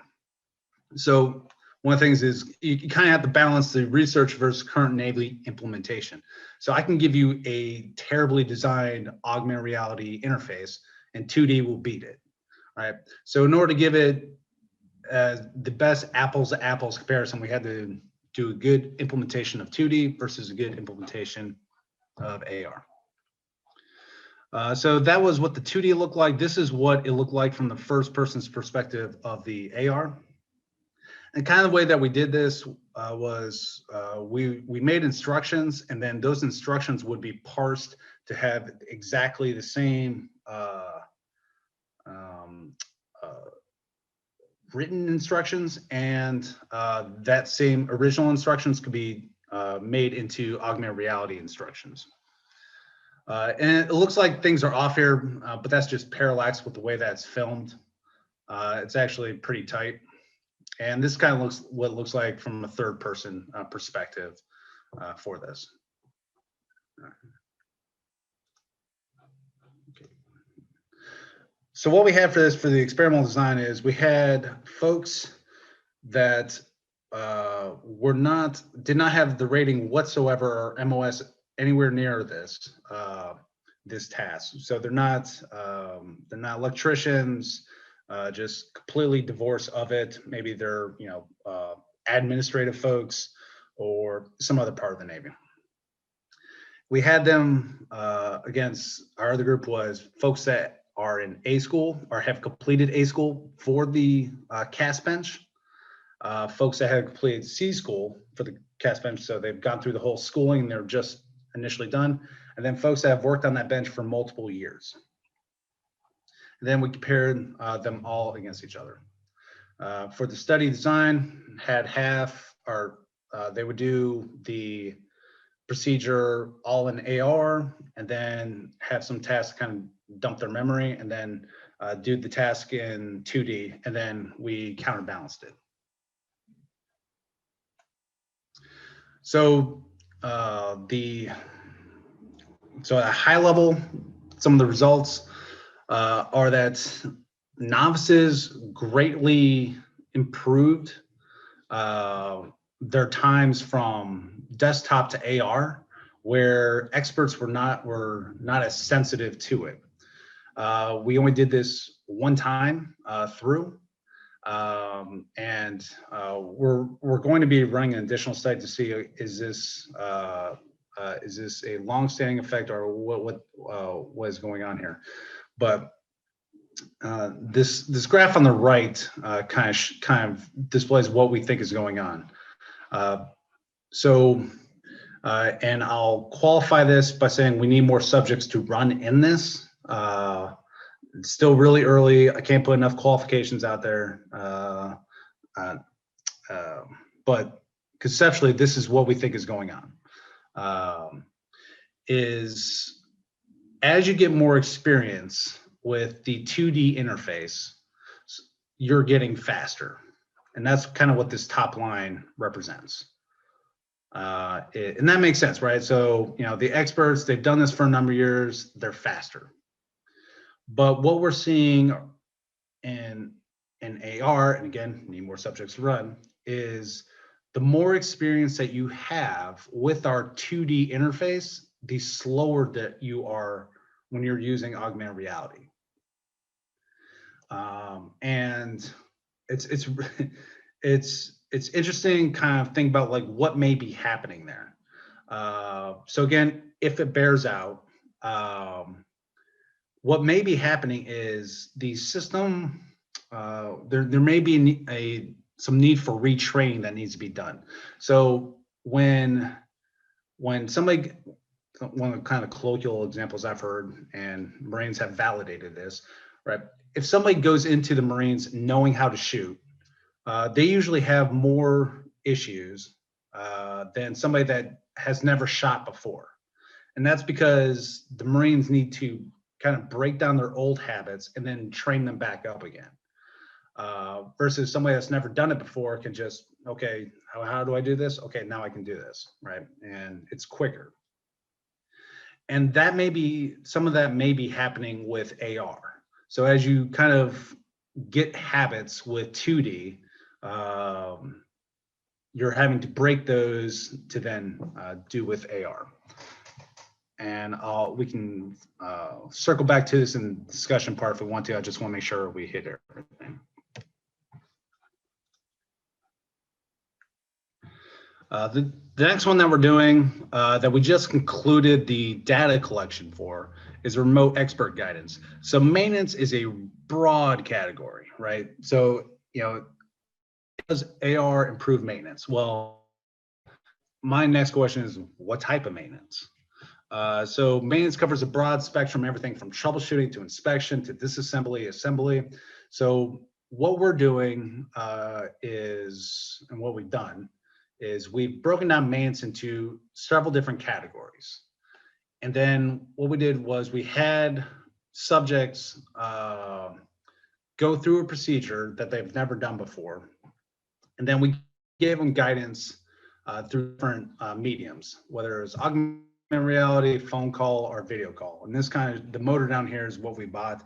So they assembled and disassembled and did some inspection tests on the motor.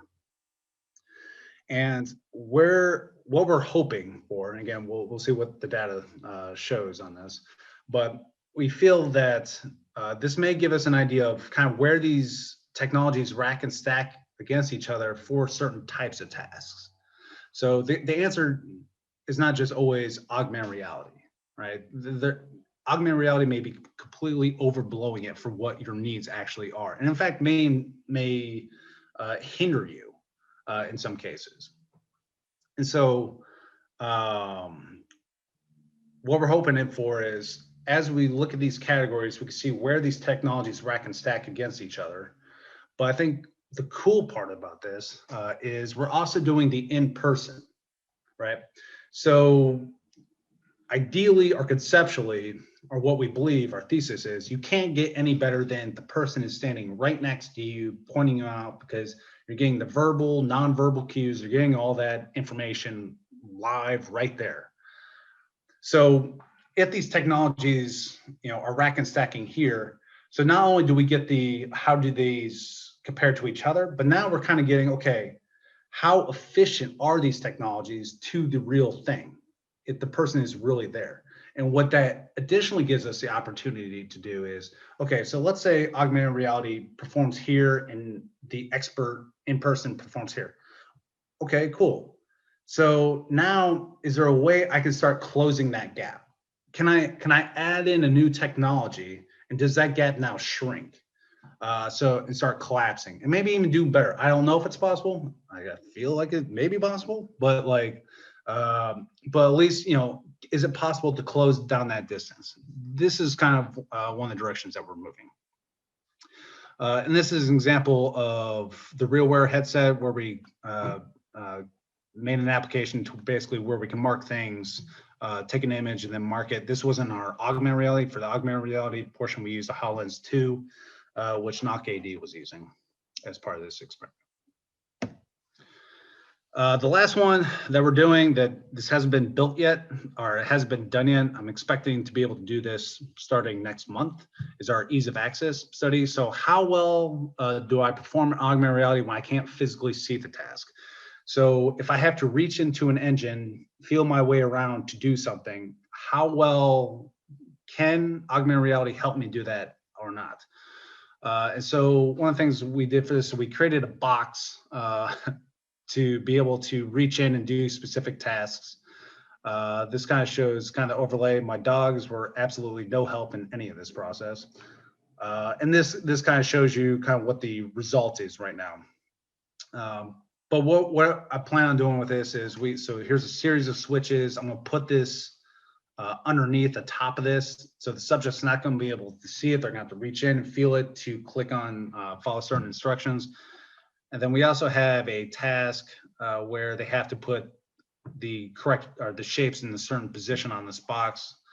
And so what we're going to be doing is part of this task, they'll be able to see their hand. Part of this task, they won't be able to see their hand. They'll be able to see it, get 2D instructions in AR. And we'll see and compare each of those to each other. Our hope is, so Knock AD is working on the glove where you can visualize your hand. So I think what's going to be interesting about this is, athletes, I think it's called perception, right? So athletes, when you throw them a football, they can reach their hand over and catch a ball without looking at it. So sort of the same thing, you kind of understand where your hand is in 3D space. How well can you do that compared to if I'm actually visualizing where my hand is in 3D space? So that's something that we're doing this year. For the follow-on visualization of the hand, that's something we're hoping to get follow-on funding for, but isn't ready yet. And so with that, I will pause and stop for any discussion that anybody wants to have on this. Beautiful, great, Clay. Thanks very much. That was a great presentation there. We don't have any new questions in the chat since the midpoint, but if anybody has any more questions, please throw them out now. Oh, Clay. Yes. You hear me? Okay. Yeah. So if I understand the results of the first study right, if I take those literally, and I wanted to put your system into place tomorrow, I'm looking for completely untrained people to use the AR system to do the maintenance, because that gives the fastest result. Am I interpreting correctly? I mean, that's what the data suggests. I don't believe this is going to be the case. So what the next phase of this that we're doing is what I think is happening is, so for these procedures, give a little information, a little bit of background on this system. Okay, so the way that the system is currently implemented is you can only go forward in the procedure. You can never go backwards, right? So if you screw up a step, you have to start all the way from the beginning. So there's a very severe consequence if you get it wrong. And we kind of talked about how poor the design of the interface is right now, right? So what I think is happening is you have folks that have, there's the minimum amount of time it takes to do a task, right? To physically do it. And then I think they're adding in an administrative overhead to that, where, let's see, let's say, it takes this much time. Well, I want to triple check that I'm actually doing this correctly. And so you build in those sort of habit patterns. I think that's sort of the cost of what's being, of what the experts are doing right now. And I think, one of the things that we're looking at next is what we're calling the plateau study.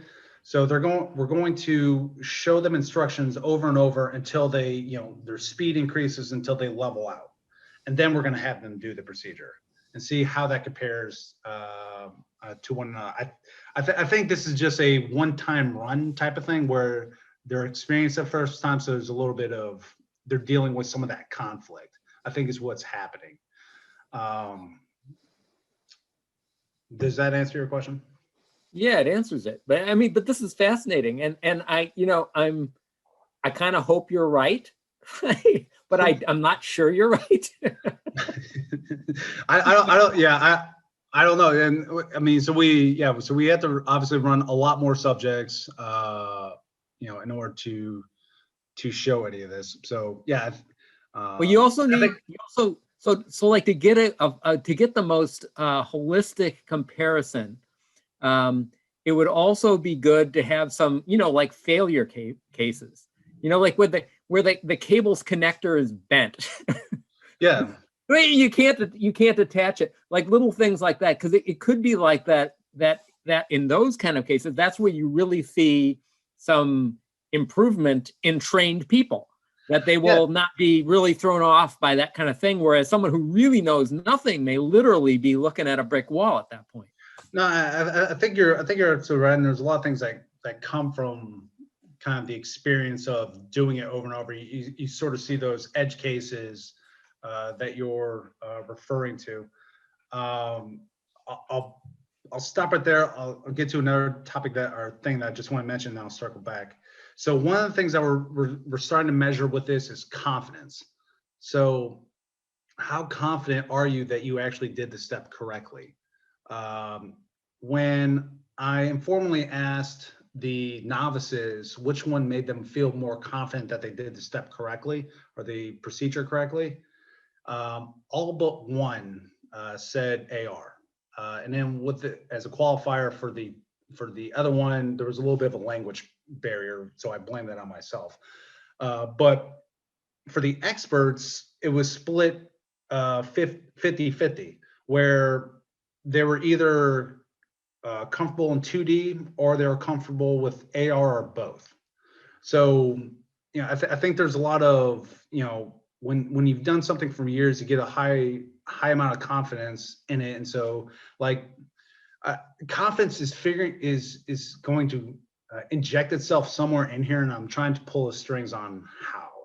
I think that's going to be a very important question to ask going forward.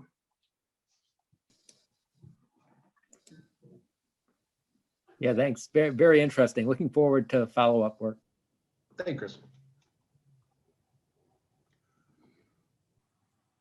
It's great to be back with everybody, even if it's pretty limited right now. So welcome back to Moves.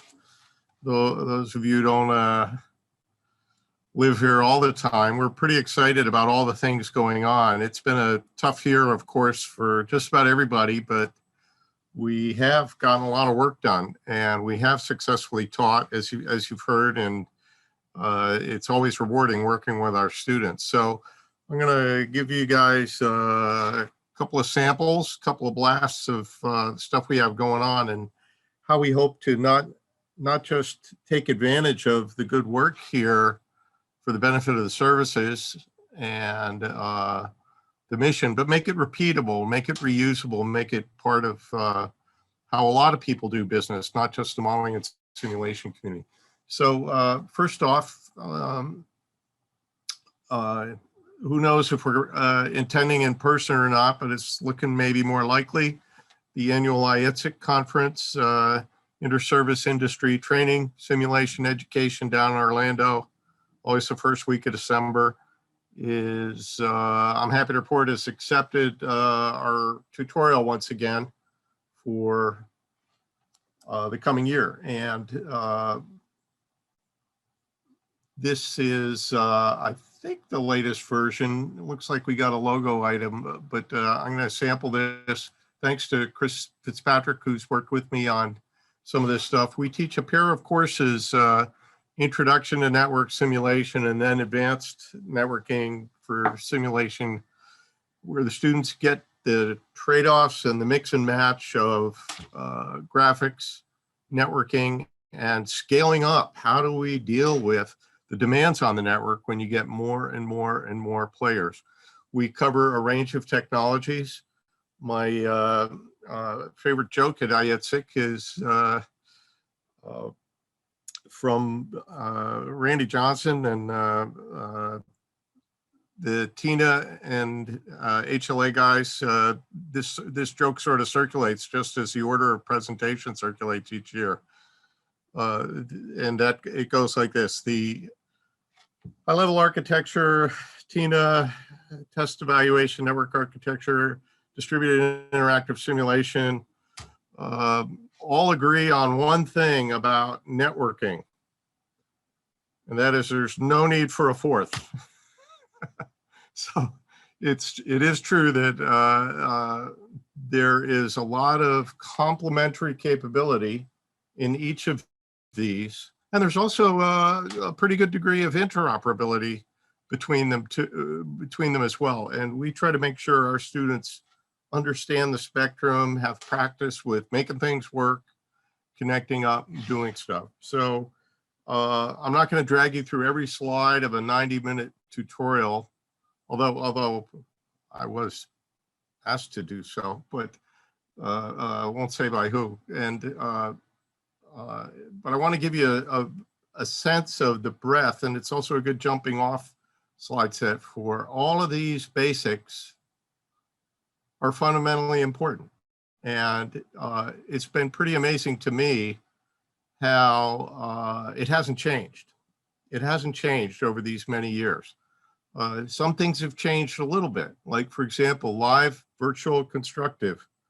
Whenever I hear that term, I usually want to check your wallet or check your cross references, because it is starting to mean more and more and more things to different people. And it's clear that modeling and simulation is growing in its ability to interoperate, interconnect in different ways. And so I want to alert you to that term first off. LVC is a big thing.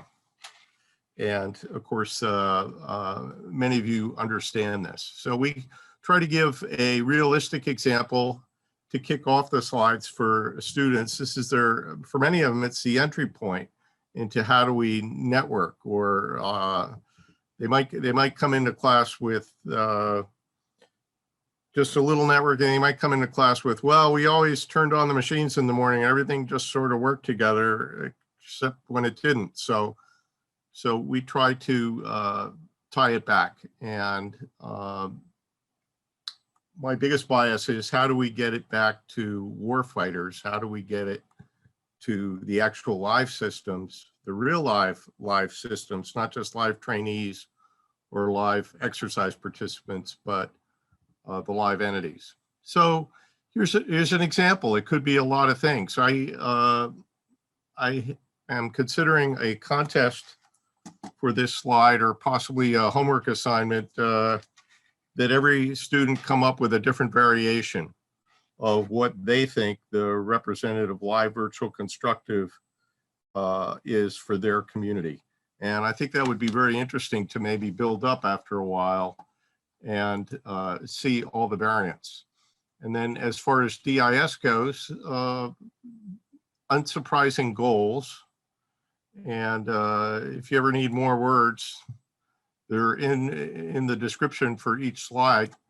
But what's curious to me is, boy, this is held rock solid right from the beginning. And from the beginning, for me, was way back in 1993, when Mike Macedonia dragged me downstairs in Spanigal Hall to go to one of the early DIS protocol meetings organized by none other than Phil Zimmerman, and talking about, well, how do we build this thing, and how do we share state? And you're saying apples and I'm saying oranges, but sometimes they need to mix. And it's always impressive every year when we go through this and really pound on it to see how profoundly right they got so many things, how well it maps to lots of other things, how well it coexists with not just HLA, TNUB, but other systems. Powerful stuff.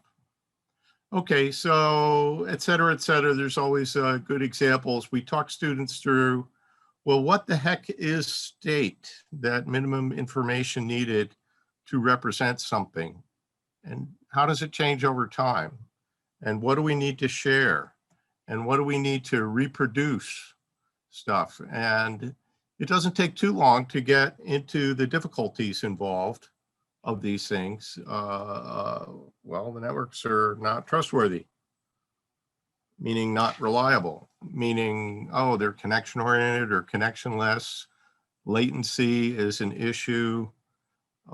Access is an issue. Oh, and then you finally get bits on the wire. How do we read them? Are they plain text? Are they binary?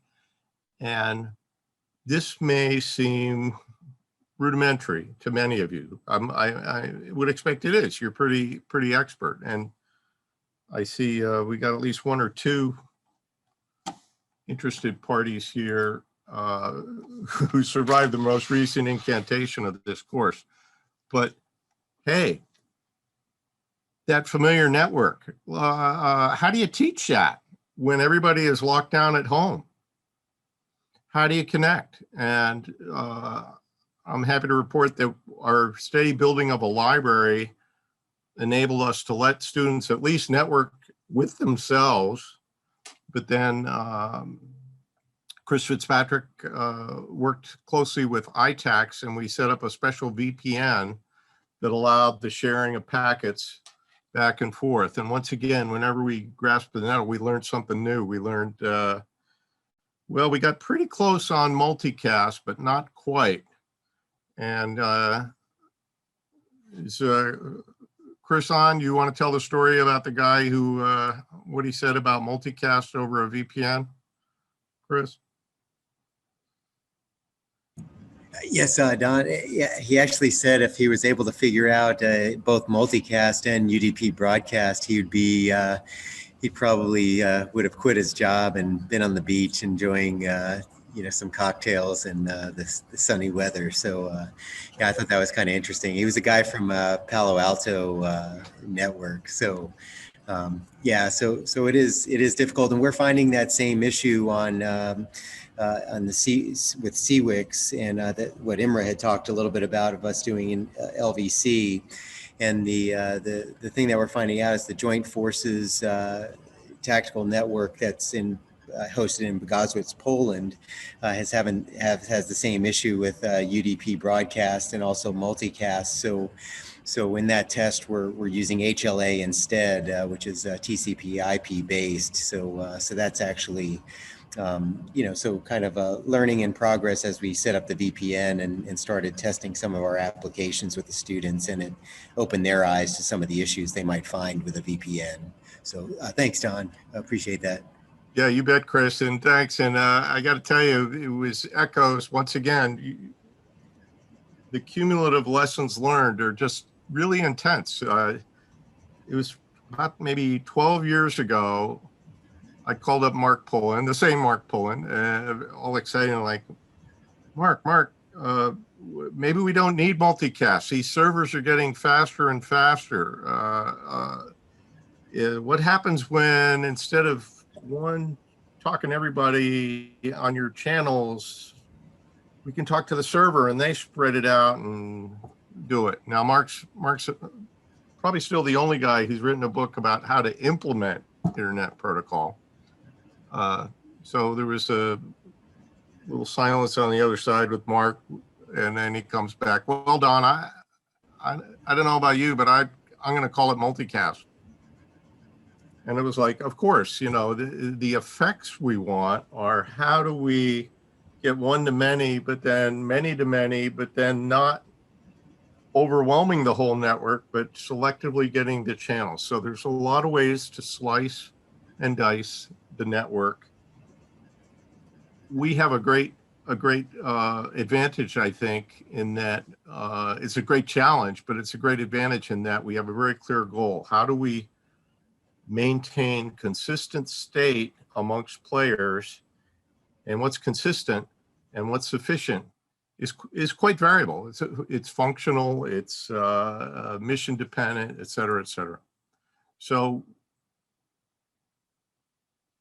there's a snapshot of the high order hand waving that goes on in the class and how we compare, contrast these different ways of doing it, but then we give the students hands-on experience with our DIS library, writing examples and doing stuff. And so let's skip ahead on some of these.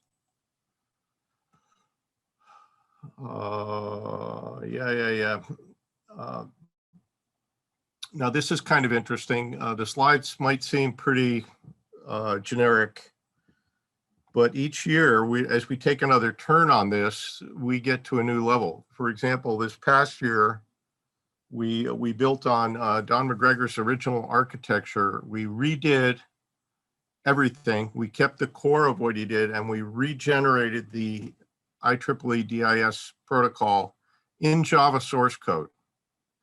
And as opposed to the existing open source up online, where we got about 40% of the way, we got to all 72 PDUs in the IEEE specification. We further got through 27,000 enumeration values. And what's so big a deal about that? It's a lot of fun to get MOVE students who have tremendously diverse experience and say, what messages can you send in your other sim that we cannot send in DIS? And that's a pretty darn small set. And we're getting further mileage out of that right now with Kurt Blaze, Rich Semantic Track, and how do we bridge to lots of track, lots of different ways of doing it. Maybe we can just go straight to DIS as the way to do it. Okay, pardon my camera shenanigans here. Let's get to a better way to jump around. Okay, something further of interest is there's a lot of love-hate relationship going on with DIS spec. One of them is always the conundrum or the heavy lift of what coordinate system am I in? And DIS sets a geocentric point of view, and it has very strict rules for how you map to where is the coordinate on the face of the earth. So how do we cope with that? Because it's quite counterintuitive from most simulations perspective. You know, if we're going from point A to B to C, you're usually not using geospatial coordinates. So we sort that out by giving the students utility methods in the code, and so that they can work at the level that's appropriate for them to understand, to solve their problem, and then we can share those values appropriately. And it's every year brings another twist or two on how to do that. Here's another topic that'll probably never go out of style. That's dead reckoning algorithms. How do we log ahead? How do we deal with the network? Well, here's a simplistic diagram about how something can be maneuvering, and depending on updates, you can basically get to arbitrary fidelity. And somebody help me out here. Lauren Paetzo, is he on the schedule this week? I don't think I saw him. Okay. I know he's not done. Good, he's decloaked anyway. Lauren's doing some pretty amazing PhD level work on how can we use dead reckoning by shifting the time zero point among all the simulations so that there's some built-in lag, which sounds completely counterintuitive, but the built-in lag is what handles all of the deployed lag for all your participants. And it gives you a buffer so that you cannot reduce the effects of lag and latency, reduce the effects of lost packets, but you can eliminate the imprecisions defined with them. And my goodness, anytime somebody's touching the time axis, that's a powerful thing. Lauren has taken this about 2 or 3 levels higher. I think this is going to be the year. I sure hope. Is he here to defend himself?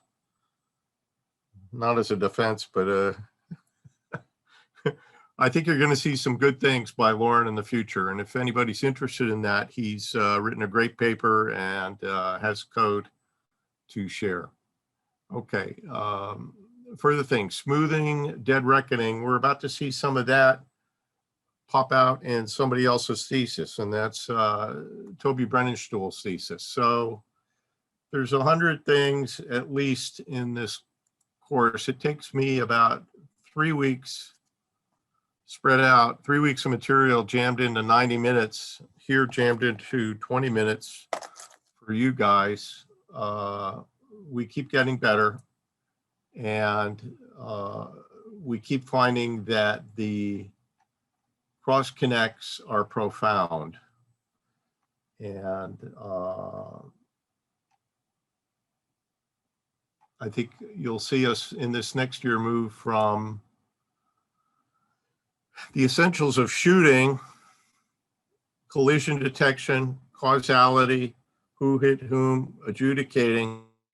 This is not just good for bullets, but it's good for sensing and comparison of sending, receiving, detection, non-detection. We're getting to a whole new level of capability. So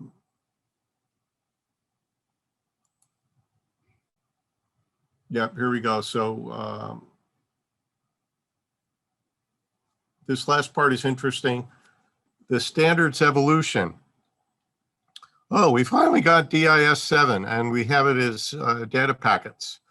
There's a standard called compressed DIS that's pretty far along the pipeline and will probably be approved sometime this year, final version. They're actually showing that they can do DIS updates using a compressed disk format over tactical links on experimental ranges. We've seen other ways to compress that. We've seen that they're also working on a DIS 8, which looks to be a consolidation, slight reduction, optimization of DIS 7. One thing really nice about our current code approach is that it's a straightforward manner to get to that. Okay, so let's switch slides now to show you some more about Toby's stuff. And I apologize, my list of links disappeared moments before I started. But let's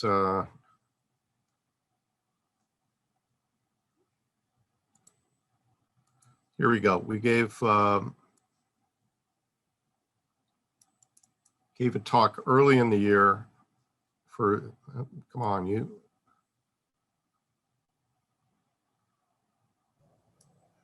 Yeah, hey, Don, while you're doing that, something came up in the chat about Lauren's paper. Do you know where that was published? Yes, in the Web3D conference.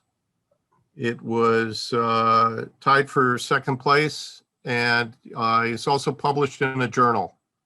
I'll make sure we get that and put it on the link, put it on the chat and give it to you for dissemination, Perry. Excellent, thank you very much.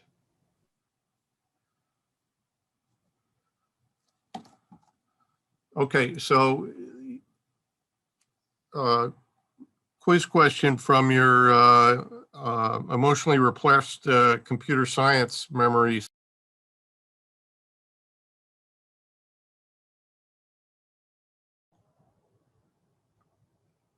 Hi, everyone. Can you hear me? Don seems to have gone away.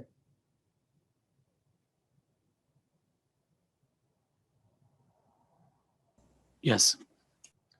Okay, thanks. So I guess that's somewhat good. Luckily, he's... Sorry about that. Okay. My favorite hotkey is very close to another hotkey. So I just shut myself off here. Let's try again. Trying to go full screen. How's that now? Looks good, Don. Okay, thank you. So, so one of your repressed memories might be a stream is a stream. What the heck does that mean? It means that bits over the wire don't change. It means that bits over the wire could go to a disk and they'd be the same sequence of bits. It means bits over from a disk could go back on the wire and still be the same sequence of bits. This principle was used early in the development of Unix operating system as a way to unify how to pass data from one thing to another thing. It was also built up in a number of programming languages. And we said, why is it so hard to get my DIS back? Why is DIS so transient? so ephemeral. And so Toby's thesis examined this very closely. And let's flip through, he implemented it. And we tested it and we looked at, well, can we do this? And having this open source library that was generated for our own evil purposes and shared publicly means we can change it around, we can do stuff, and when we make bugs, people tell us about it and we fix it. So we further said, how can we get past the network into the web browser? And so we did a thing to filter and record a stream that in some sense is like Dead Reckoning, but in reverse. Okay, so you can see lots of good credits in here. Who did what? Let me skip ahead. X3D. Won't show you much on X3D today, but we have just turned a corner to the X3D4 standard, multiple implementations in multiple languages. And so it does support DIS, but we said, well, the network is still pretty hard, especially if you don't have a handy dandy VPN to share networks on. What if we published it? What if we played back DIS streams? What if we distilled DIS streams and shared them around? So that's what Toby did. Let's keep skipping through here to, if we can do it all around Monterey, well, it's not that many network hops to get to our allied partners, to our research partners, to doing other stuff. Here's a very complicated slide that illustrates how we didn't quite know the right answer when we started. We knew what success looked like, but we worked our way through it and found the pieces, parts, and then eventually got it to hang together. This slide illustrates a lot better. What does it mean? Well, the top line is a notional set of PDUs coming across. In other words, protocol data units, DIS packets, each one a snapshot of where an aircraft might be and how it got there. And they're going to come out probably at no more than 5-second heartbeat interval, often much faster than that, depending on what the needs of the simulation are, depending on the type of the vehicle. Okay, very common. We don't need to have all of that data to have a meaningful playback of what it looks like. So Toby said, okay, let's take that stream. And some of the Dead Reckoning algorithm stuff, for example, it said, well, if I'm traveling at this velocity for so many seconds and I haven't changed greater than my bounds, then I don't have to send you another packet till I get to here.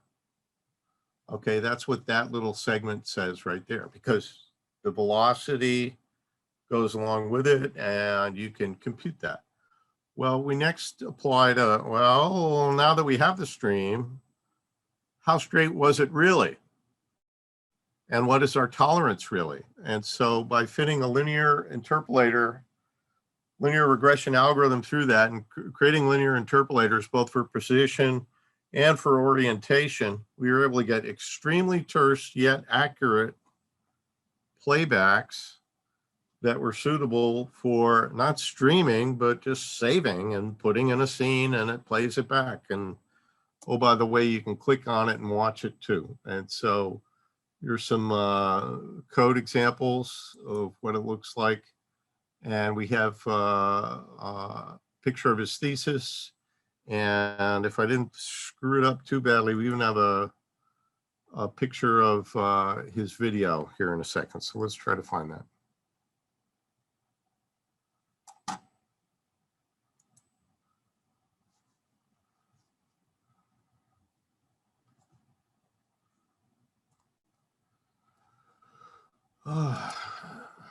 Well, I'll make sure that link is in there. Sorry, I had it, but it's in a different window. And he recorded a series of playbacks and published that with his thesis on our server. And this is typical for many MOVE theses, but I want to make a point here that is one of the conclusions, one of the recommendations in Toby's theses, that if we can record videos like this, and we can save source code like this, why can't we save the behavior streams as well? Why couldn't we record where it actually moved to, and so that others could play back against it, either at the visualization X3D level presented in some kind of browser, some kind of player, or at the low level, I'm just spewing out all those packets again, so we get an exact recreation of what that says.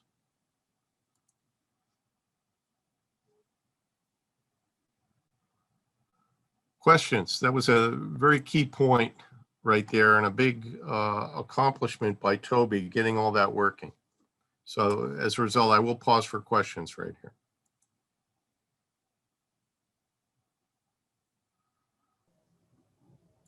Okay, let's press on. Before you press on, let me just throw out one. Go ahead. Somebody asked about Toby's thesis, and I was trying to find it in Calhoun, and it didn't come up in the library when I searched on his last name. It was listed as for public release in the, they have an Excel spreadsheet on it.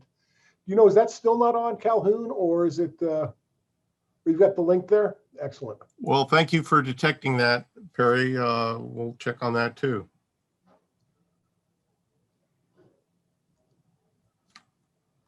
Okay, here is a link I can't put in chat. And what we'll do is we'll cross-check to make sure that his final thesis, which was approved, matches the one in our archive. Pretty sure it is, but we'll double check. Okay. Okay, let me get this into the chat.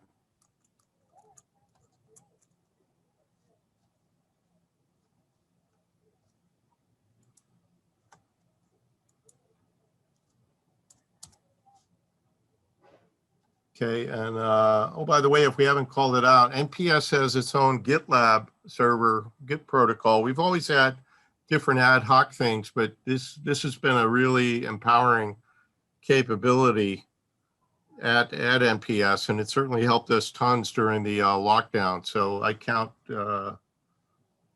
this as a crucial asset at NPS now.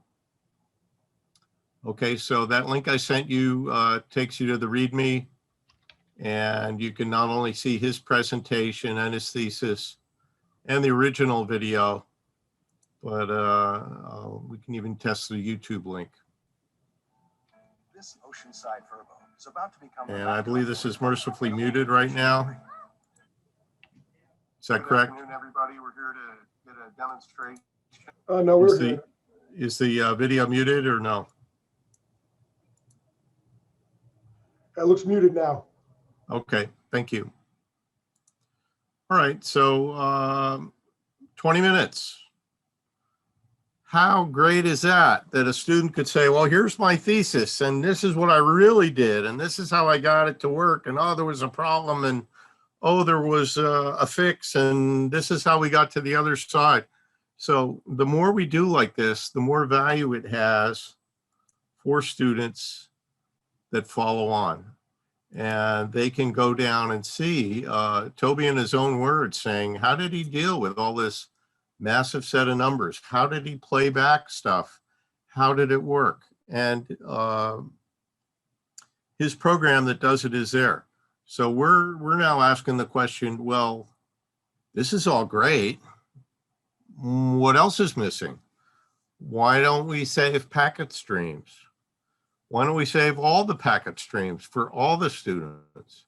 Why don't we save all the videos and all the packet streams and all the slide sets for all our students? And so we're not there yet. It might sound trivial. It takes time and it has to be repeatable. And that's the road we're on right now, and getting better, I'd say. Okay, so you can enjoy his video in extensive detail at your leisure. We have one of his compatriots, Bernd is also describing his thesis in the program. And so powerful stuff.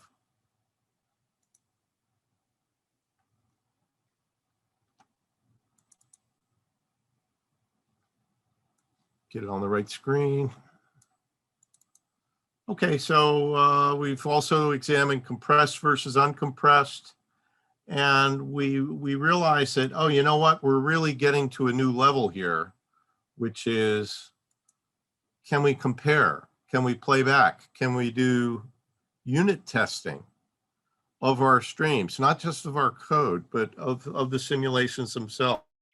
So we fiddled around with a few different encodings, including plain text, which makes it very much easier to debug and check and compare. And file size, so what? Memory is free, essentially. Both disk memory,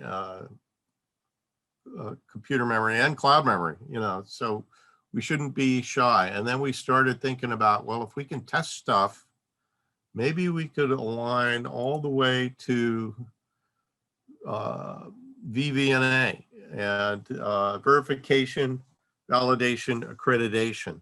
So this is an exciting time for us because we're cross-connecting multiple things. Let me switch to my next slide. 2 more to go. It looks like we're holding the schedule reasonably well.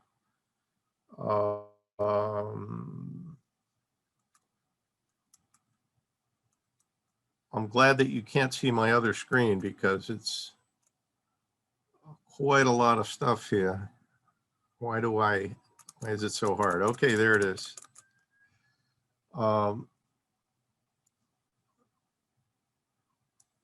Related work, related in that we could do playback stuff, was something we did last quarter of last year, and it's now sitting waiting for us all to return.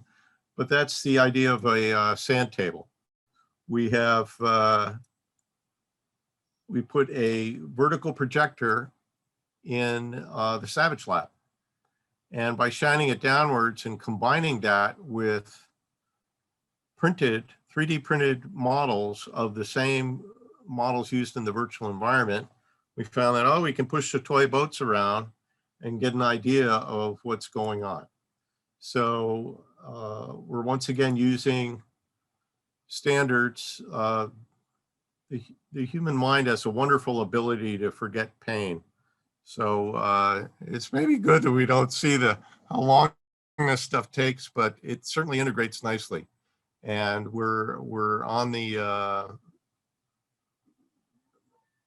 maybe the breakthrough portion of the curve right now, where we're no longer blocked by anything, plugins or licenses or whatnot. We can get models from a wide variety of sources and play them. And so I'm just cherry picking some of the slides here. Spiders 3D is a web-based system that takes models from wherever they come and publishes them, saves them out as X3D, much as you might take a word processing document, save it as HTML. So it can fully use anything to do with linking or XML data or URLs or things like that. One place I am not at today is, because I need to be here and we got so much going on, but today down in Port Hueneme, there's a team from the Army Corps of Engineers that's walking around with LiDAR packs, and they're doing scanning of sites and distilling it all into 3D and publishing it. And of course, as you've likely already heard from Clay, those blobs, those binary large objects are pretty big. So how do you smash them down and reuse them? Well, they're working on workflow down there. Naval Facilities Command cares because they have all the facilities and they have all this data in databases. So in the Spiders 3D system, we're able to do actual locations and drive them around and collaborate over the web. Last week we were collaborating with Guam, which was pretty interesting. I'd never talked to anybody from Guam before, but we're breaking down barriers. Once again, all these links are on there. We did an extended walkthrough. Alex Viana is the program manager, and Tom Craig is the test director at OpTev 4 on the XLUUV. So we did a walkthrough of this thing getting underway. Okay, quick context shift of the same stuff. We took many of those same models and we've shown in past work how do you 3D print them? And more often than not, how do you keep track of stuff with metadata embedded in the models so that you're not violating licenses, that you're honoring contracts, et cetera. We work with, it was on the slide earlier, the Web3D Consortium is the open standards standard development organization where we work on communicating these practices, building them. We can't come up with all the right answers ourselves, but I tell you, when everybody starts pounding on something, it's pretty hard for a bug to hide. So Cura tools, great. We use that a lot. We have native X3D support in just about all these things. We're about to have a meeting next week on upgrading Blender support for X3D. Okay, there's Amla and I standing with two of our past students in front of a UUV, actually a swimmer delivery vehicle for the SEALs. That was 3D printed, this whole darn thing. And mercifully, it's not watertight. It's a free flood vehicle. It has a small compartment inside it that's metallic, but this is just about 7-8 layers for this whole giant thing. And we saw that down in Quantico. Emily, do you have any comments about that particular vehicle that you want to communicate, or about the center? I think you're on the schedule, right?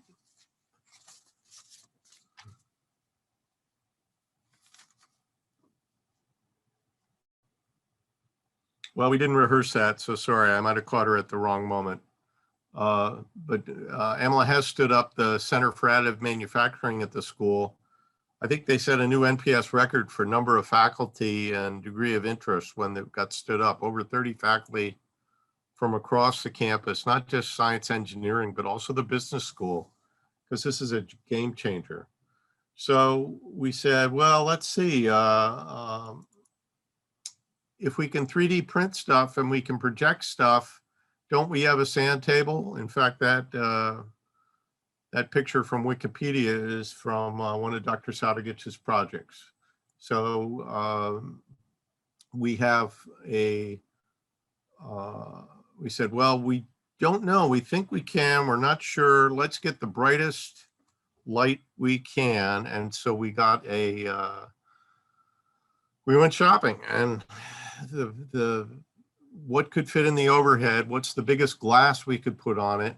Let's buy a little dedicated laptop so there's zero performance. What would that take? The most we were able to spend was 10K. Personally, we would have done it anyway because just about everybody, at least all commands, have a projector or two sitting in the closet somewhere. But we wanted to see just how bright could it be. So here you see our colleague Wei-Lian Su in EE department, pushing around some toy boats. Here's some of the scenarios. Let's see if I can hide that darn thing. No, says the Windows operating system. Okay, let me get it over here. Out of left field, a guy in Guam printed out one of our models, and that's from his backyard in Guam.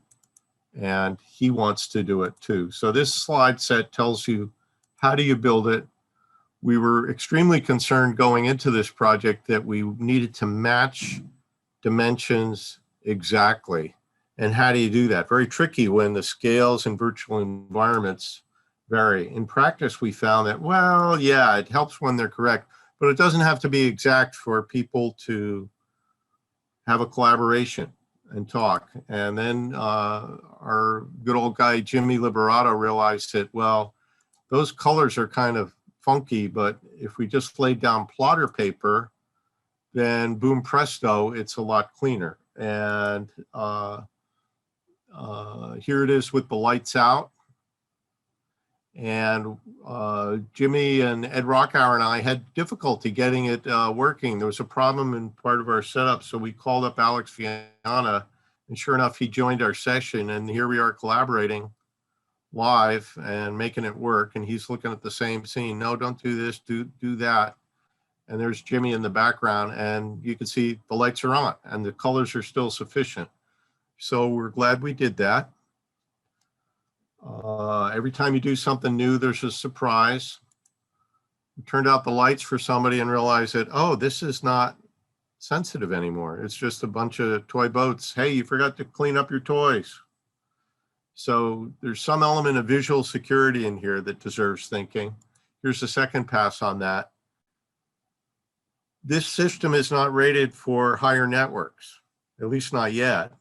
The Marine Corps has done a version, but it's kind of an in-house version. But then we said, well, if we can print it to plotter paper, then we could print that scene, and you could print it on a big plotter, and you could walk it behind the locked door along with your bag of chips and suddenly start doing the sensitive scenarios. So we keep turning little corners unexpectedly here. Some of them are routine. Oh, the pictures weren't saved very well. And then we found that by combining HTML JavaScript with the X3D JavaScript, that it only took a guru about 5 lines of code to change our snapshot from something low res to something basically 4K res. Really intensely pixelated, high fidelity, et cetera, et cetera, et cetera, et cetera, including links once again. So virtual sand table is part of our repertoire. We look forward to banging on it a lot more with students and getting Optiv 4 in Norfolk, and maybe they're talking about it today down in Port Hueneme, getting it down there. Questions, please. And then I've got a handful more slides for you. Any questions? There's one thing in the comments that James Hubbard said that the Navy Continuous Training Environment has been building 3D models for some of their visualization tools. You may be able to access some of those for your work, so that would be useful. And also, Amala is, she came up in the chat. She's back now, so if you have any questions for her, go ahead and ask those. Thank you. Thank you very much, Perry. Yeah, I'm scrambling with just the windows here, so let me press through the last couple slides and I'll be able to look at chat and people can just talk. So Don, if you want, I can, go ahead, Amala. I can add. So this is really wonderful work, and I see it as one in a line of so many that we have been doing in the past, and I hope in the future as well, because topic is absolutely important. And we always try to add a little bit more. If you remember Send table that we had in 2009, and now with your version with mixed reality, we also have Send table thesis that was done last year by our German student in augmented reality. Right. So small team collaboration, tactical decision making, mission planning, basically. But we can also add review. After action review can be organized in this type of medium as well. And this time, I know you added printed artifacts to mixed reality set that we didn't have before. And just to make a connection with the Center for Additive Manufacturing, we are currently working with the Navy to install a metal printer on board a Navy ship. So we hope that is going to happen sometime soon this year. Very important development, not only for additive manufacturing, but in the realm of adoption of technologies in naval domain. Thank you, Emma. And it's so powerful when we're cross-connecting these different things. And I think that's a necessary part of the progress we've been able to achieve in MOVES is this interaction. So this last slide set I'll be sharing in the links with everybody might seem like a whole nother thing, but it's really the same thing in a different domain. And that's, well, if we care about military and we care about services, and in the Navy, that means ships and aircraft. Well, what about the robots? We're seeing huge churn in robotic systems this year where they're actually influencing for the first time ever, I'd say, the force structure and the purchasing plans of ships in the Navy and certainly in the Marine Corps. So we've applied this data-centric approach to unmanned systems because they are the proxies for real systems. And the more we look at it, robot streams, robot field experimentation data streams, look a heck of a lot like a DIS data stream or some other LVC data stream for whatever your system of interest is. And in case anybody thought this was just nuts and bolts, well, I would assert that if AI changes data into information, then you can't have repeatable AI unless you can repeat your data. So we're trying to say, let's use the data as the input to a data-driven flow. Not only pushes it in the not only saves it into metadata into Calhoun, not only lets us query, but also lets us visualize. And that's where we're heading with this stuff. And there's a bunch of slides on how we are executing that right now. This is all public standards, public connecting the capabilities in a chain. Toby's work is fundamental to how we think about this. And then down to if we can record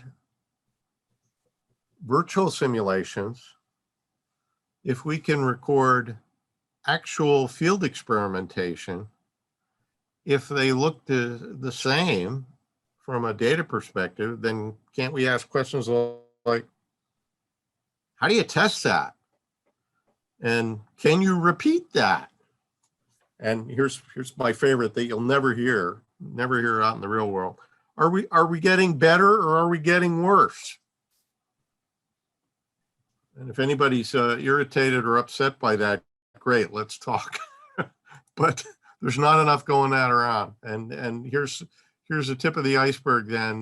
What Kurt and I have done with, we've run these notions by the VVNA group, also known as DC at CISO, and they have a fabulous set of procedures, and they've regularized it to a draft standard and about to be approved, maybe approved today, I'm not sure. But what if we could take those tests and build a lot of tests? Well, suddenly we're right at where modern software development is going. We are building VBNA test suites. We're instrumenting them in SecDevOps. We are connecting modeling and simulation streams to field experimentation streams, to evaluation of unmanned systems, to command and control capabilities for warfighters. Okay, so we've covered a ton of ground here.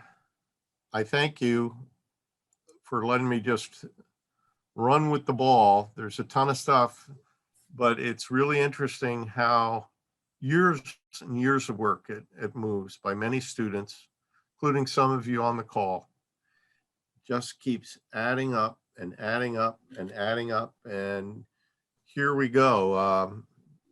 Maybe completely wrong. There might be some fundamental flaws in here, but we haven't found them yet. And we keep trying to break things, repeat things, improve things. Couldn't be happier about the progress by our students and the importance of moves and how all this stuff might help. Okay, I'll shut up now and happy to field a question or two or take them afterwards. Excellent. Yeah, thanks, Don, for that great presentation. It was a lot of really interesting work shoved into a small time. There aren't any questions in there. John Richardson says hello from SPAWAR NIWC. Oh, and speaking of one of our former students, Lieutenant Colonel Jim Teeters comes out on the chat and asks, have you been approached by the Army's Future Command with regard to this capability? They're doing live experiments yearly via the Joint Warfighting Assessments. Have we been approached? No. Should we be? Maybe, probably. Would that be a great experiment for a thesis student, or a great question for a thesis student to get in the middle of and say, well, how does this data-driven approach align with or not align with some of the approaches that are out there in the field? And please don't hear or detect that I've tried to point at favorites anywhere. I think all of these approaches have merit, or they wouldn't be doing them. What we're attempting to do is connect them at the data level so they can replay across the network however appropriate. DIS usually works, but there are some other things. And finally, get to real war fighting, not just training for war fighting, not just evaluation of new equipment and in structured settings, but rehearsal and post-mission analysis for things that people are doing every day. Over.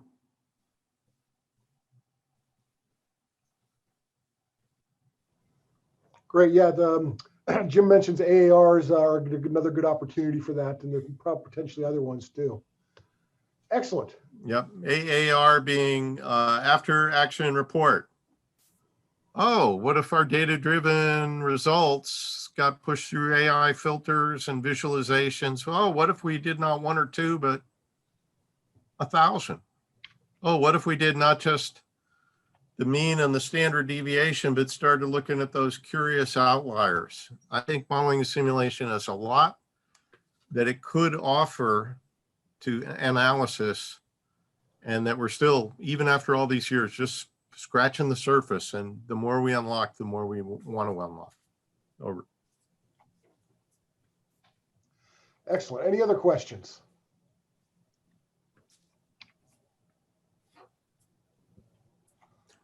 Moose is at your service. Thank you for everybody for all this feedback. Great. Well, thanks, Don. That was really great. We really appreciate that. Captain Ryan Somm is a thesis student here at MPS in the CS department.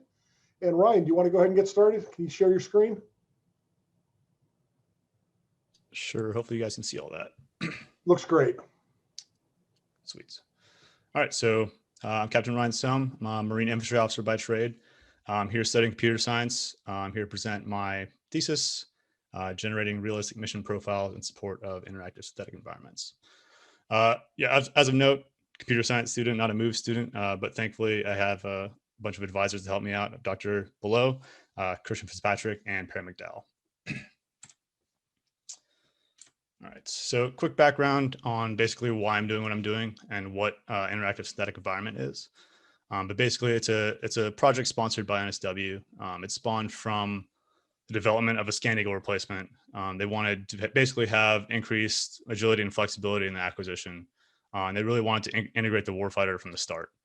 And basically how you do that is creating everything inside this virtual environment, allowing the warfighter, the end user, to interact with it and participate in the development while it goes on. You get constant iterations, and you eventually get better capabilities for the warfighter faster.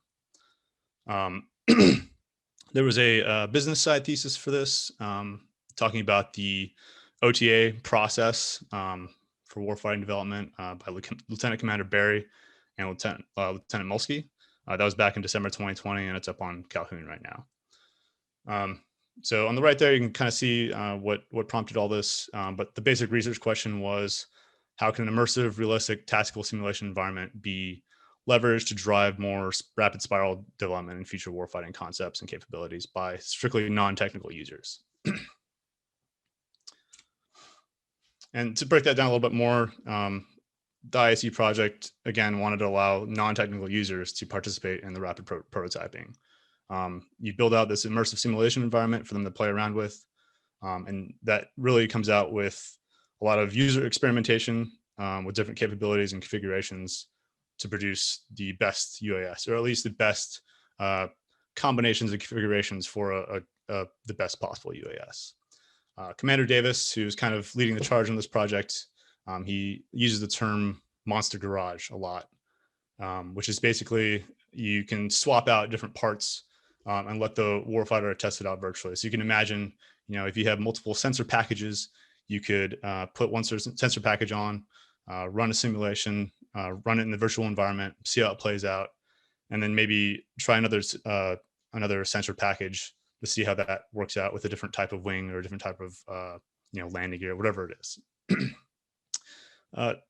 To note, the Army made an attempt at this with Operation Overmatch. I believe that program is stopping now. I don't know exactly, but basically it was, you could build out different types of tanks, and then end users, tankers would drive those around and figure out, which was the best possible combination, which strange, like, emergent configurations would come out of that too.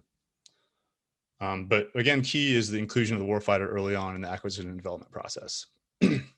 And then finally, long-term goals, and maybe even like dream goals, was you could actually use this in theater. You could have the commander be able to determine the best possible loadout for a configurable tactical UAS. So, for example, if I have a mission, I'm here, I need to go there, I need to do these kinds of things.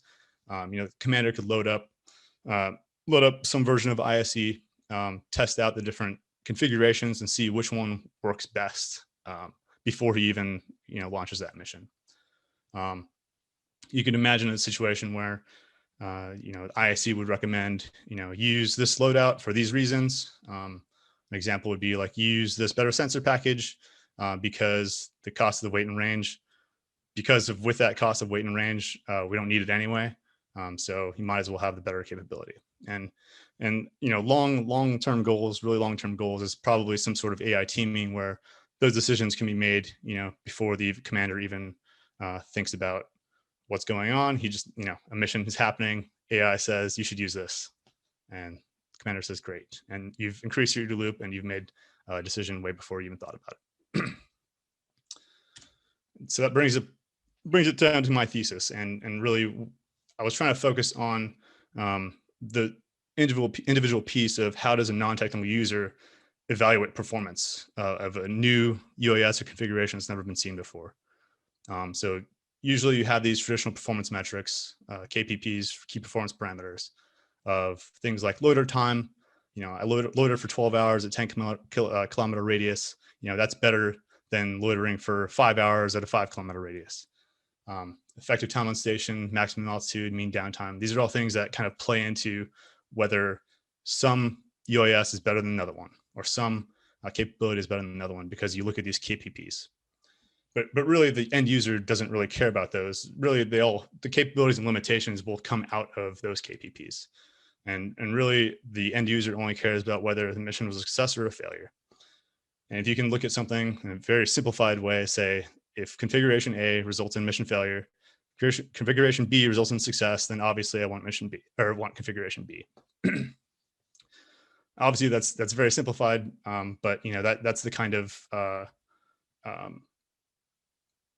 evaluation that we want, which is very non-technical and very obvious to the user. So then, the main problem I was trying to solve was, how can ISE test a new platform or configuration and provide a simple metric comparison? Just like mission success and mission failure, that's a simple metric of comparison.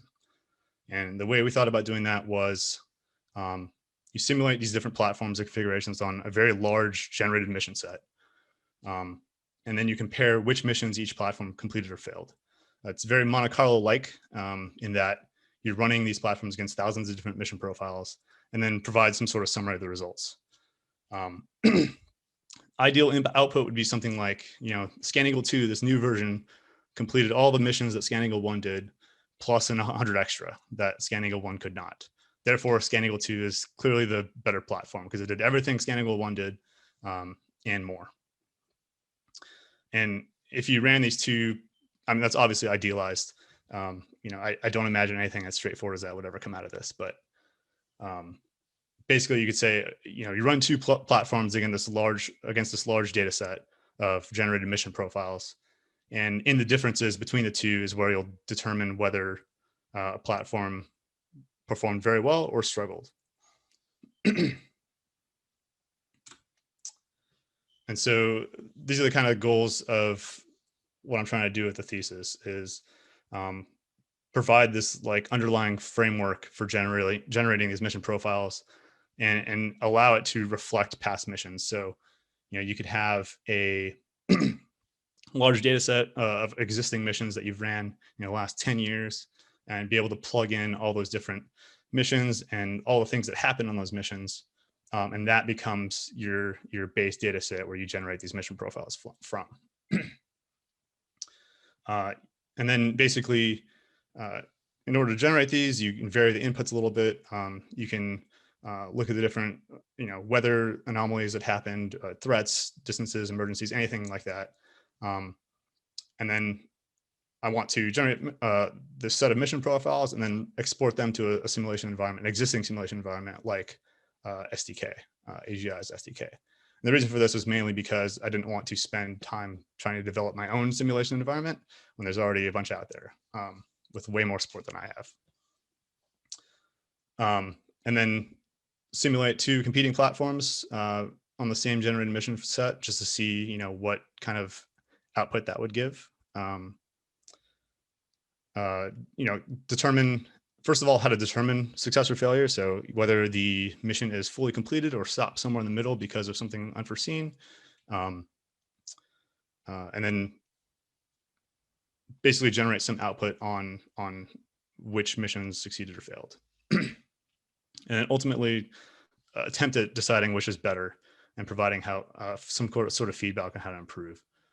So you could say, UAS configuration A had failed in certain missions where configuration B didn't because it had greater wingspan or something like that. And really, while the UAS problem set is a kind of a proof of concept, there's really no reason why this mission profile way of deciding between two things couldn't be applied to something like ground forces or a new tank or anything like that. I think the UAS just serves as a nice proof of concept because the variables are somewhat constrained to a point versus something like tanks. And again, my focus is really on building the proof of concept framework rather than determining whether the analysis is actually valid or not. So some future work might be comparing, traditional KPPs versus this mission set comparison. And again, I'm not developing any sort of simulation environment or deciding whether the comparison is apt in the end. So this is kind of the proposed framework I've been working with. This is also very high level, but hopefully encompasses everything I'm trying to do here. So on the left side here, we're talking about all the different inputs that go into this framework. So I'm attempting to use basically any DIS compatible software. So just using VR Forces here because of simplicity. Actually using OpenDIS, which we talked about last presentation, which is convenient. And really that whole portion of there is to get the initial start states and like the initial waypoints into the system, just so I can avoid making those as my own input. Down the line, we might be able to simulate, throughout the simulation in something like VBS4 or VR Forces, and then be able to simulate like from that point onwards while the simulation is running or something like that. But right now it's strictly just used for just input. in initial positions. And then also, on the other side of the input is the different phases and events that happen during each of these phases. So as an example there on the middle, you can see I just arbitrarily decided on 5 phases of climb, ingress, actions on, egress, and recovery. Those are completely made up and not doctrinal, I don't think. But the point is there that they're user configurable, and the user can look at their historical data and say, okay, these are the 5 like doctrinal phases I have. These are different things that happen in each phase, just to split it out into something that is easily, you can organize it easily. And then, assigning a probability to each of these phases, again, or events in each phase based on some sort of historical probability or just what you're trying to find from your particular configuration. So, for example, if I really want to test, a configuration that is particularly good at defending itself, then maybe I want to increase the probability of events that have some sort of enemy AAA or something like that. So long story short, all that input gets put into this Python code that I'm actually writing that does the job of grabbing all this input together and then grabbing all this mission data and outputting kind of a single mission profile. So you can imagine a mission profile here then is, you take your initial inputs, you generate the list of events that happen during each of these phases. And then at the very end, you have a full like start to finish run of a mission. And then that is then output via the SDK API in order to simulate it. And then after that simulation happens, it'll come back and give you some sort of output about what happened, right? So whether it went through the entire simulation without issue, or it stopped at a certain event because something happened or whatever happened. So really in the middle there, it's kind of a combination of some basic fuzzing and some basic discrete events simulation to ensure that like we're generating this mission set and it has enough variation in it to be interesting. Let's see. What else I want to say here? So, so right now the number of missions is the number of mission profiles is kind of up in the air. So I'm thinking, I want to do something Monte Carlo like, so I need to have a large mission set in order to get that variability in. But at the same time, I don't want to generate 20,000 missions because sometimes, 1 and 2 aren't going to be as interesting as 1,000 and 5,000 or whatever it is. So that's kind of up in the air right now, but we're trying to figure out exactly where the sweet spot is in terms of variability and redundancy. But long story short, those mission profiles are going to be sent to SDK through some sort of API calls. And SDK then is going to simulate these different mission profiles and generate some sort of output on what happened during these missions. So from that, you can analyze from the output of that'll get pushed back into the Python code, and then we'll analyze exactly what happened during them and provide some sort of summary. So we can say, configuration A, when we ran through it, it had 1,000 successes and 500 failures. We ran configuration B through it, and we had 1,300 successes and 200 failures, whatever it is. And then see how we can compare those results and if that comparison actually means anything. And then, one of the goals is really to decide if we can make any recommendations there and see which specific ones failed, and if we provide some sort of feedback and affect the next cycle, right? We'll talk about it a little bit later, but this could be a prime opportunity to incorporate some sort of machine learning in here too, because you do have this feedback loop of, a exact number of successes and failures, and you can tune that in terms of other parameters as well. But that's all kind of beyond what we're trying to do here. I'm really just trying to provide the framework. I think that's all I wanted to say on this slide. So current status, basically still acquiring funding for a small prototype ISU lab. Idea being to set up this combination of our code and some existing simulation software like SDK, VBS4, or VR Forces, and really just make sure the whole situation together actually works and does something. Currently still writing the Python code section of the framework, so it's going to take a few months probably. But another thing we're trying to do here is acquire some real life test data, including mishaps. So if we knew the probability of just flying in high wind and how many times that caused an accident or something like that, how many times that caused a crash during a climb phase or descent phase, or how many times it just burst into pieces that were not recoverable on impact after it landed. All these things would go into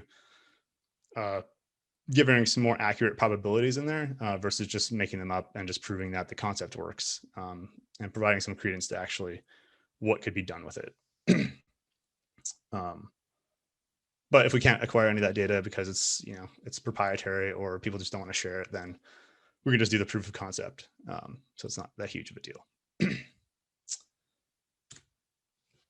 And this also has a bunch of spinoffs that could happen from it. I think by itself, it's probably not as interesting, but the follow-on stuff could be pretty interesting and actually provide some good use. I talked about it a little bit earlier, but using machine learning to, provide mission profiles that are actually useful instead of ones that are redundant and not useful. I'm really using a brute force method here of just applying some fuzzing and discrete event simulation.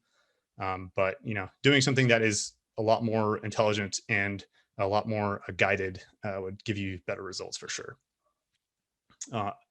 Analyzing the results afterwards a lot better, so that again you can make better recommendations. So an ideal one would be like if you had 10 pounds less weight, you would pass 100 more missions and fail no extra. That would be a perfect, easy way of telling a user that you can adjust this configuration to your benefit and at no cost, right? That would be something that would be ideal for a future iteration. And then, like we talked about earlier, comparing this method of evaluating UAS or really anything to traditional methods of acquisition. So if our traditional acquisition is built upon KPPs and those kind of performance parameters, what if we included something like this where it's basically tied with like mission success and mission failure versus KPPs, and how would that work in a hypothetical acquisition? That's something I don't think would affect any acquisition in the near future, but it maybe have the potential to be included in like the different types of acquisition pathways that are currently being used, and basically anything outside of a major capability acquisition. And that's pretty much all I had. There's my contact information. I'm happy to entertain any questions if anyone has any. Great, Ryan. Anybody have any questions?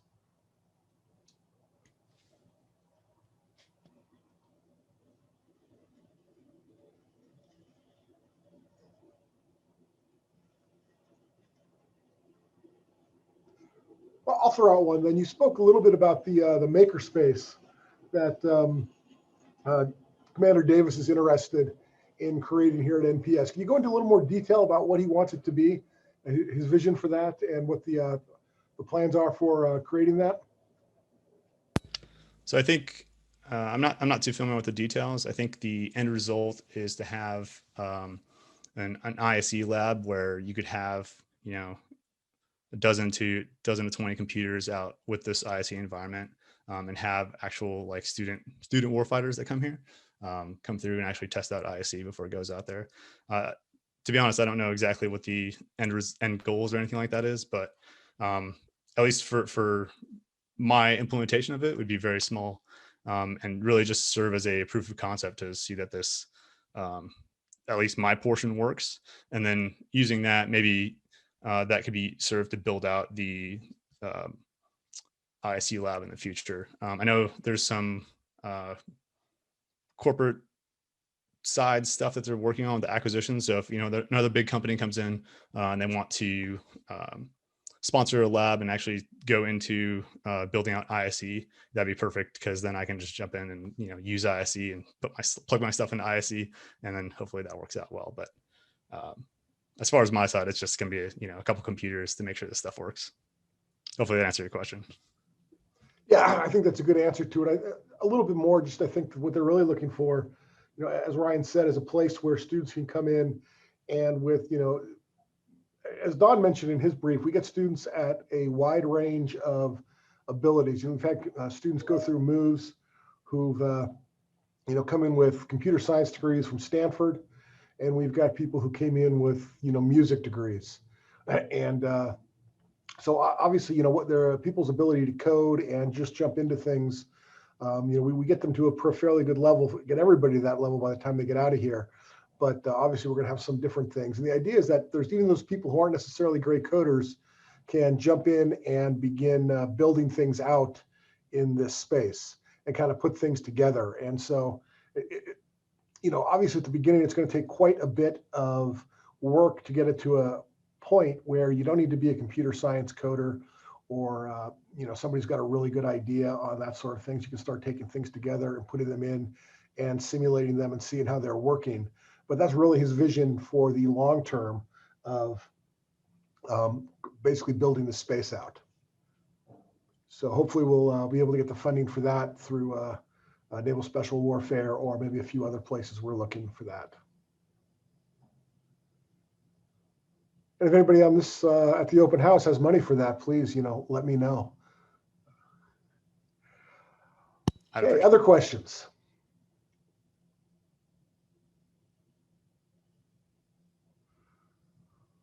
Okay, beautiful, Ryan. Well, thank you very much. That was a great presentation. I think what we're going to do is we'll just hold off for about 5 minutes until our next our next presenter is scheduled to go, just because in case somebody's trying to come in to just get Bernd's presentation. But up next will be Bernd Weisenberger, one of our German students, and he'll be talking about his thesis work that was mentioned earlier by Don. Thanks, everyone. Good afternoon, everyone. I hope you can see my slides and hear me. My name is Bernd Weisenberger. I'm an officer in the German Army, and since 2019 also a MOVE student. I'm the last speaker for today, as far as I know, and I'm pretty sure I won't need the whole 40 minutes. As you might have been recognized, English is not my first language, and I apologize in advance for any mistakes I will do. Please do not hesitate to interrupt me if anything isn't clear. Okay, let's start with my thesis, the integration of interoperable Android-based command and control systems to create more realistic tactical training.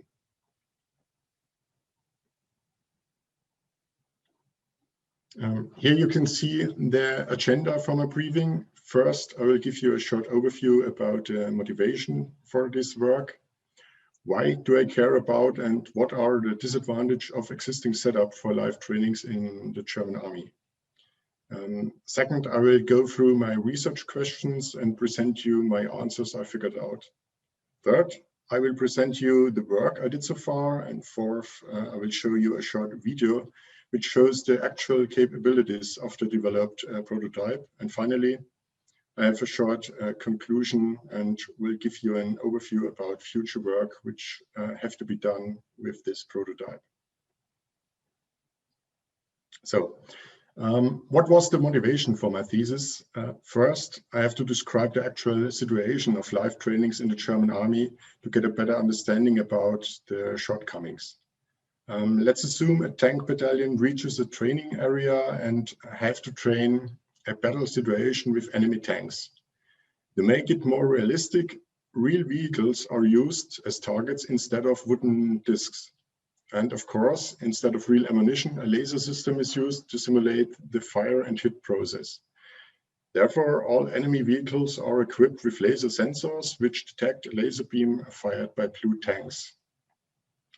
Unfortunately, we have always a lack of armored vehicles which can role-play enemy vehicles. Therefore, we are using our own trucks to simulate enemy targets.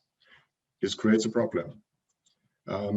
In the image above, you can see how the vehicles are connected over a satellite hub with our C2 system. Because of Blueforce tracking technology, each vehicle is shown with his military signature, which can't be changed. The result is our blue tank crew sees enemy vehicle on its C2 client as a blue truck and not as a red tank, as it should be. And the problem is illustrated here. Unfortunately, as I mentioned before, the trucks are equipped with the same C2 client, and so they are shown with blue truck symbols on the map. You can imagine how annoying this is for a training unit. My idea was to develop a mobile system which can be placed inside of these trucks, connect them with the communication system, and send a signature of choice to the C2 system. My goal was to prove if it is possible to change the setup by developing a mobile system which replaced the blue truck symbol by any military symbol I want, as you can see in the third picture at the bottom right. Okay, let's take a look on my research questions. The first question was, what wireless communication systems are available to network Android devices, and what are the advantages and disadvantages of each of the application I propose? So I did my research in comparing these 5 communication techniques: near-field communication, Bluetooth, Wi-Fi, USB, and 5G. This is an image of the actual built-in communication system in German military vehicles produced by the company called Thales. This communication system supports connections over USB, Bluetooth, and Wi-Fi. For comparison, I added NFC, so near-field communication, and 5G into the research part because they are popular today, and especially 5G will have a great impact in the way German military will communicate at a battlefield in future. But let's take a look in detail. NFC wasn't an option because it is not supported by the communication system, right? But I wanted to list the specs too. So what about 5G? According to an experiment from the University of Hamburg, a base station is needed every 250 meters. And right now, it is not an option because the training areas are not equipped with the needed infrastructure. And it is not clear how a base station can be placed that close without having impact or influence on the ongoing training. If those problems are solved, 5G will be a very good alternative way of communication because we are no longer dependent on the built-in communication system of the vehicles. Within military vehicles, the communication systems are located at different places. In some vehicles, they are between driver and commander seats, and at some vehicles, they are installed in the trunk. The system, which should help to improve the realism of live trainings, must be usable by the driver or commander. To minimize the additional effort, we don't want additional wiring needed in the cars because of the stability of a connection and the different built-in places of the communication systems in the vehicles.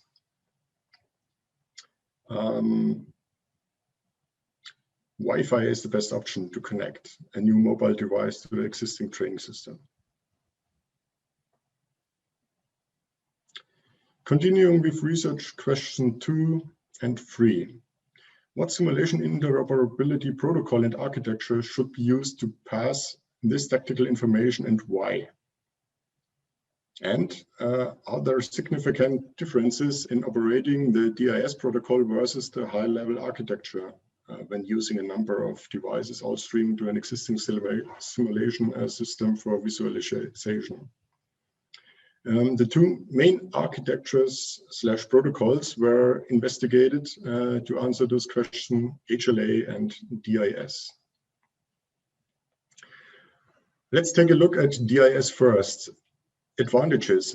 DIS is free, it is an IEEE standard, and most important, it is used by the German C2 system, which is a kill criterion for HLA, by the way. So on our side, HLA. HLA is the standard for the interoperability of different simulation systems. And this was declared by the US military as well as by NATO. Nevertheless, there are still existing systems which are using DIS for sharing simulation data, sometimes because they were not replaced for different reasons, or sometimes nobody thought about a problem that this specific system has to work together with ours or new systems. Because of the fact that the German FISH, which is the name of the German C2 system on battalion level, speaks only DIS, DIS was chosen for the demo implementation.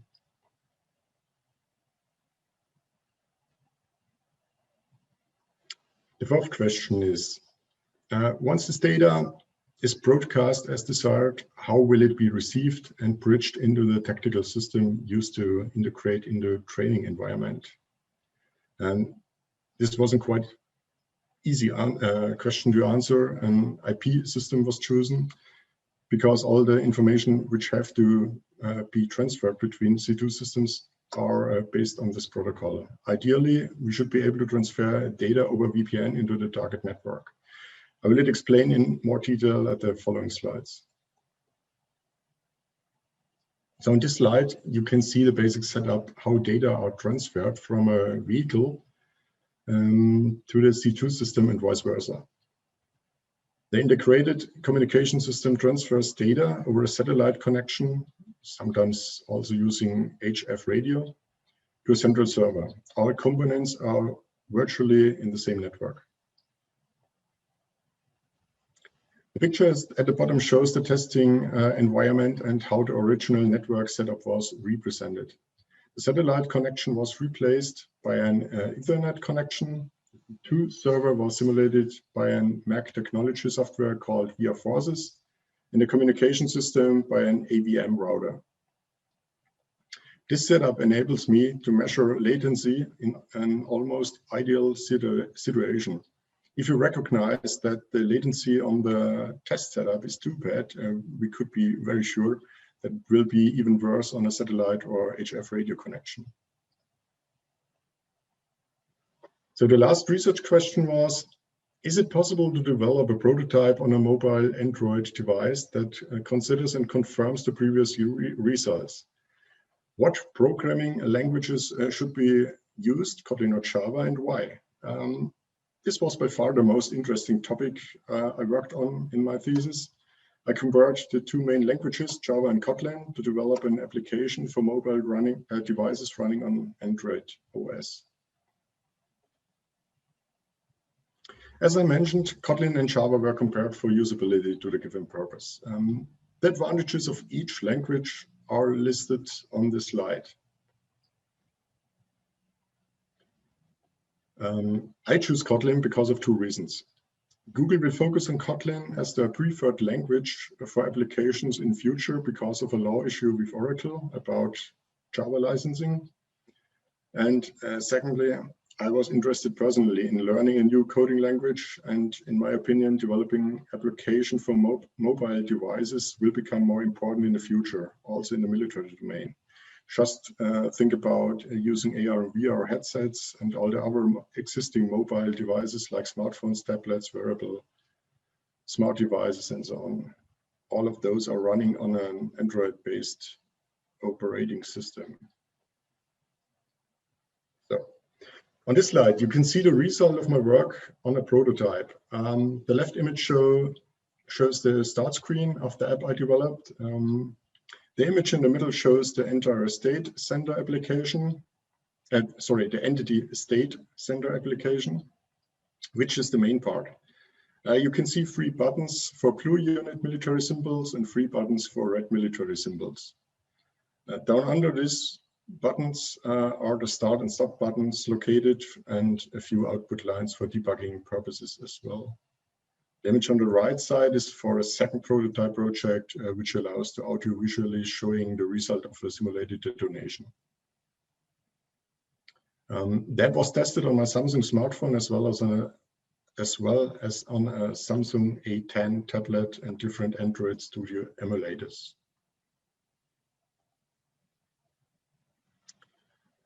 So this figure shows in a flowchart how the application will be used. After starting the app, the user selects a military symbol, which he or she would like the system to display in the C2. Then an IP address, port number can be inserted if the process of sending one's position needs to be started. A coroutine starts working. First, a second connection is established. A socket connection is established. Second, the location of the mobile device is determined. Third, an entity state PDU is created, and fourth, the PDU is repeatedly sent at the given time interval. After the user decides to stop sending PDUs, the application goes back to the start screen, and the user can change the selected military symbol and or the IP and port number, and or simply restart sending DIS packages. I was able to use the existing OpenDIS library version 7, which is written in Java within Kotlin code. I used the existing functionalities like the transformation of GPS coordinates into DIS understandable format. I also used the library to generate the entity state PDUs. Credits for these goes to Dr. Grossman and Kirk Stork. Unfortunately, because of all the Corona issues, I have to demonstrate a function with a video I produced instead of a live demo on campus. Here you can see my house where I live with my family. I walked around my house within the range of my private Wi-Fi and have the developed application running on my mobile phone. You can see the screen of my mobile phone and the bottom right window here. In my office, a version of VR Forces is running and simulates the German C2 system, which you can see on the main screen. I choose the top red button, which represents a Russian T-90 tank, and start walking around my house. After a couple of meters, I change the selected military symbol on the fly, and you should see the changes in VR Forces as well without a significant time delay. Okay. The video will run. So I start moving around my house, and on my mobile phone screen, you will see that I change the military symbol. And immediately in VR Forces, the same symbol is shown.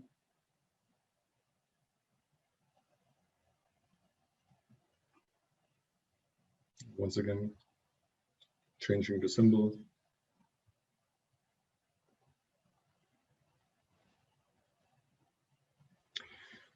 Because I used VR Forces, the same situation could be recorded and displayed in 3D. Take a look on the right side at the chosen symbol and how it is represented in VR Forces. So in the beginning, it's a T-19 tank. When I change the symbol on my smartphone app, it appears as a German Leopard 2 tank. Here we go.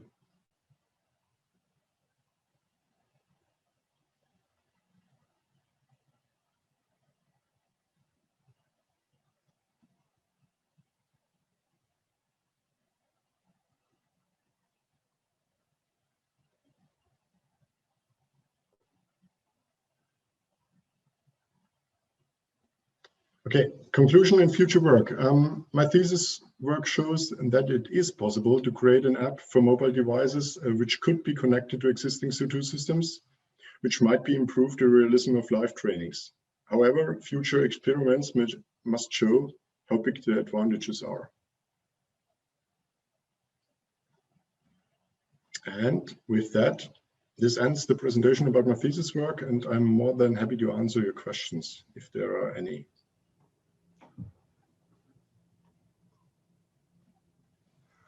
Great, thank you very much, Bernd. That was really good.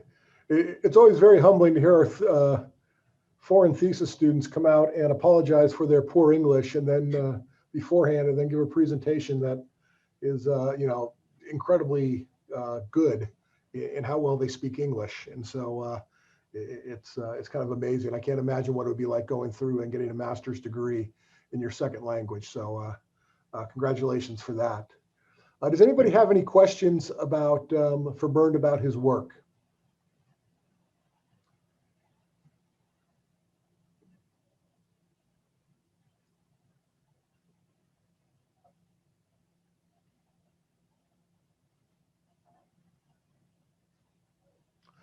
I guess I'll throw one out to you. Have you looked at anything that I know the Army has some pretty incredible ranges down at NTC or JRTC. Have you looked at that at all, or what they're doing there? Because what you're trying to do, it seems very similar for a lot of that. Actually not. What I did was I investigated the attack software, for example, Okay. which has similar capabilities. But in Germany, we are not able to use those type of software for different reasons. So yeah, the result was I have to develop my own version. Okay, excellent. Good to know. Anyone else? Okay, well, nobody ever gets upset if you end early, so I think we'll go ahead and call it a day here. I think we had a very successful day on the first one. Thanks to all our presenters today, Imra, Chris, Clay, Don, Ryan, and Bernd. I think we had a lot of great presentations. There were some really good discussions that went on here, and I think that was really good.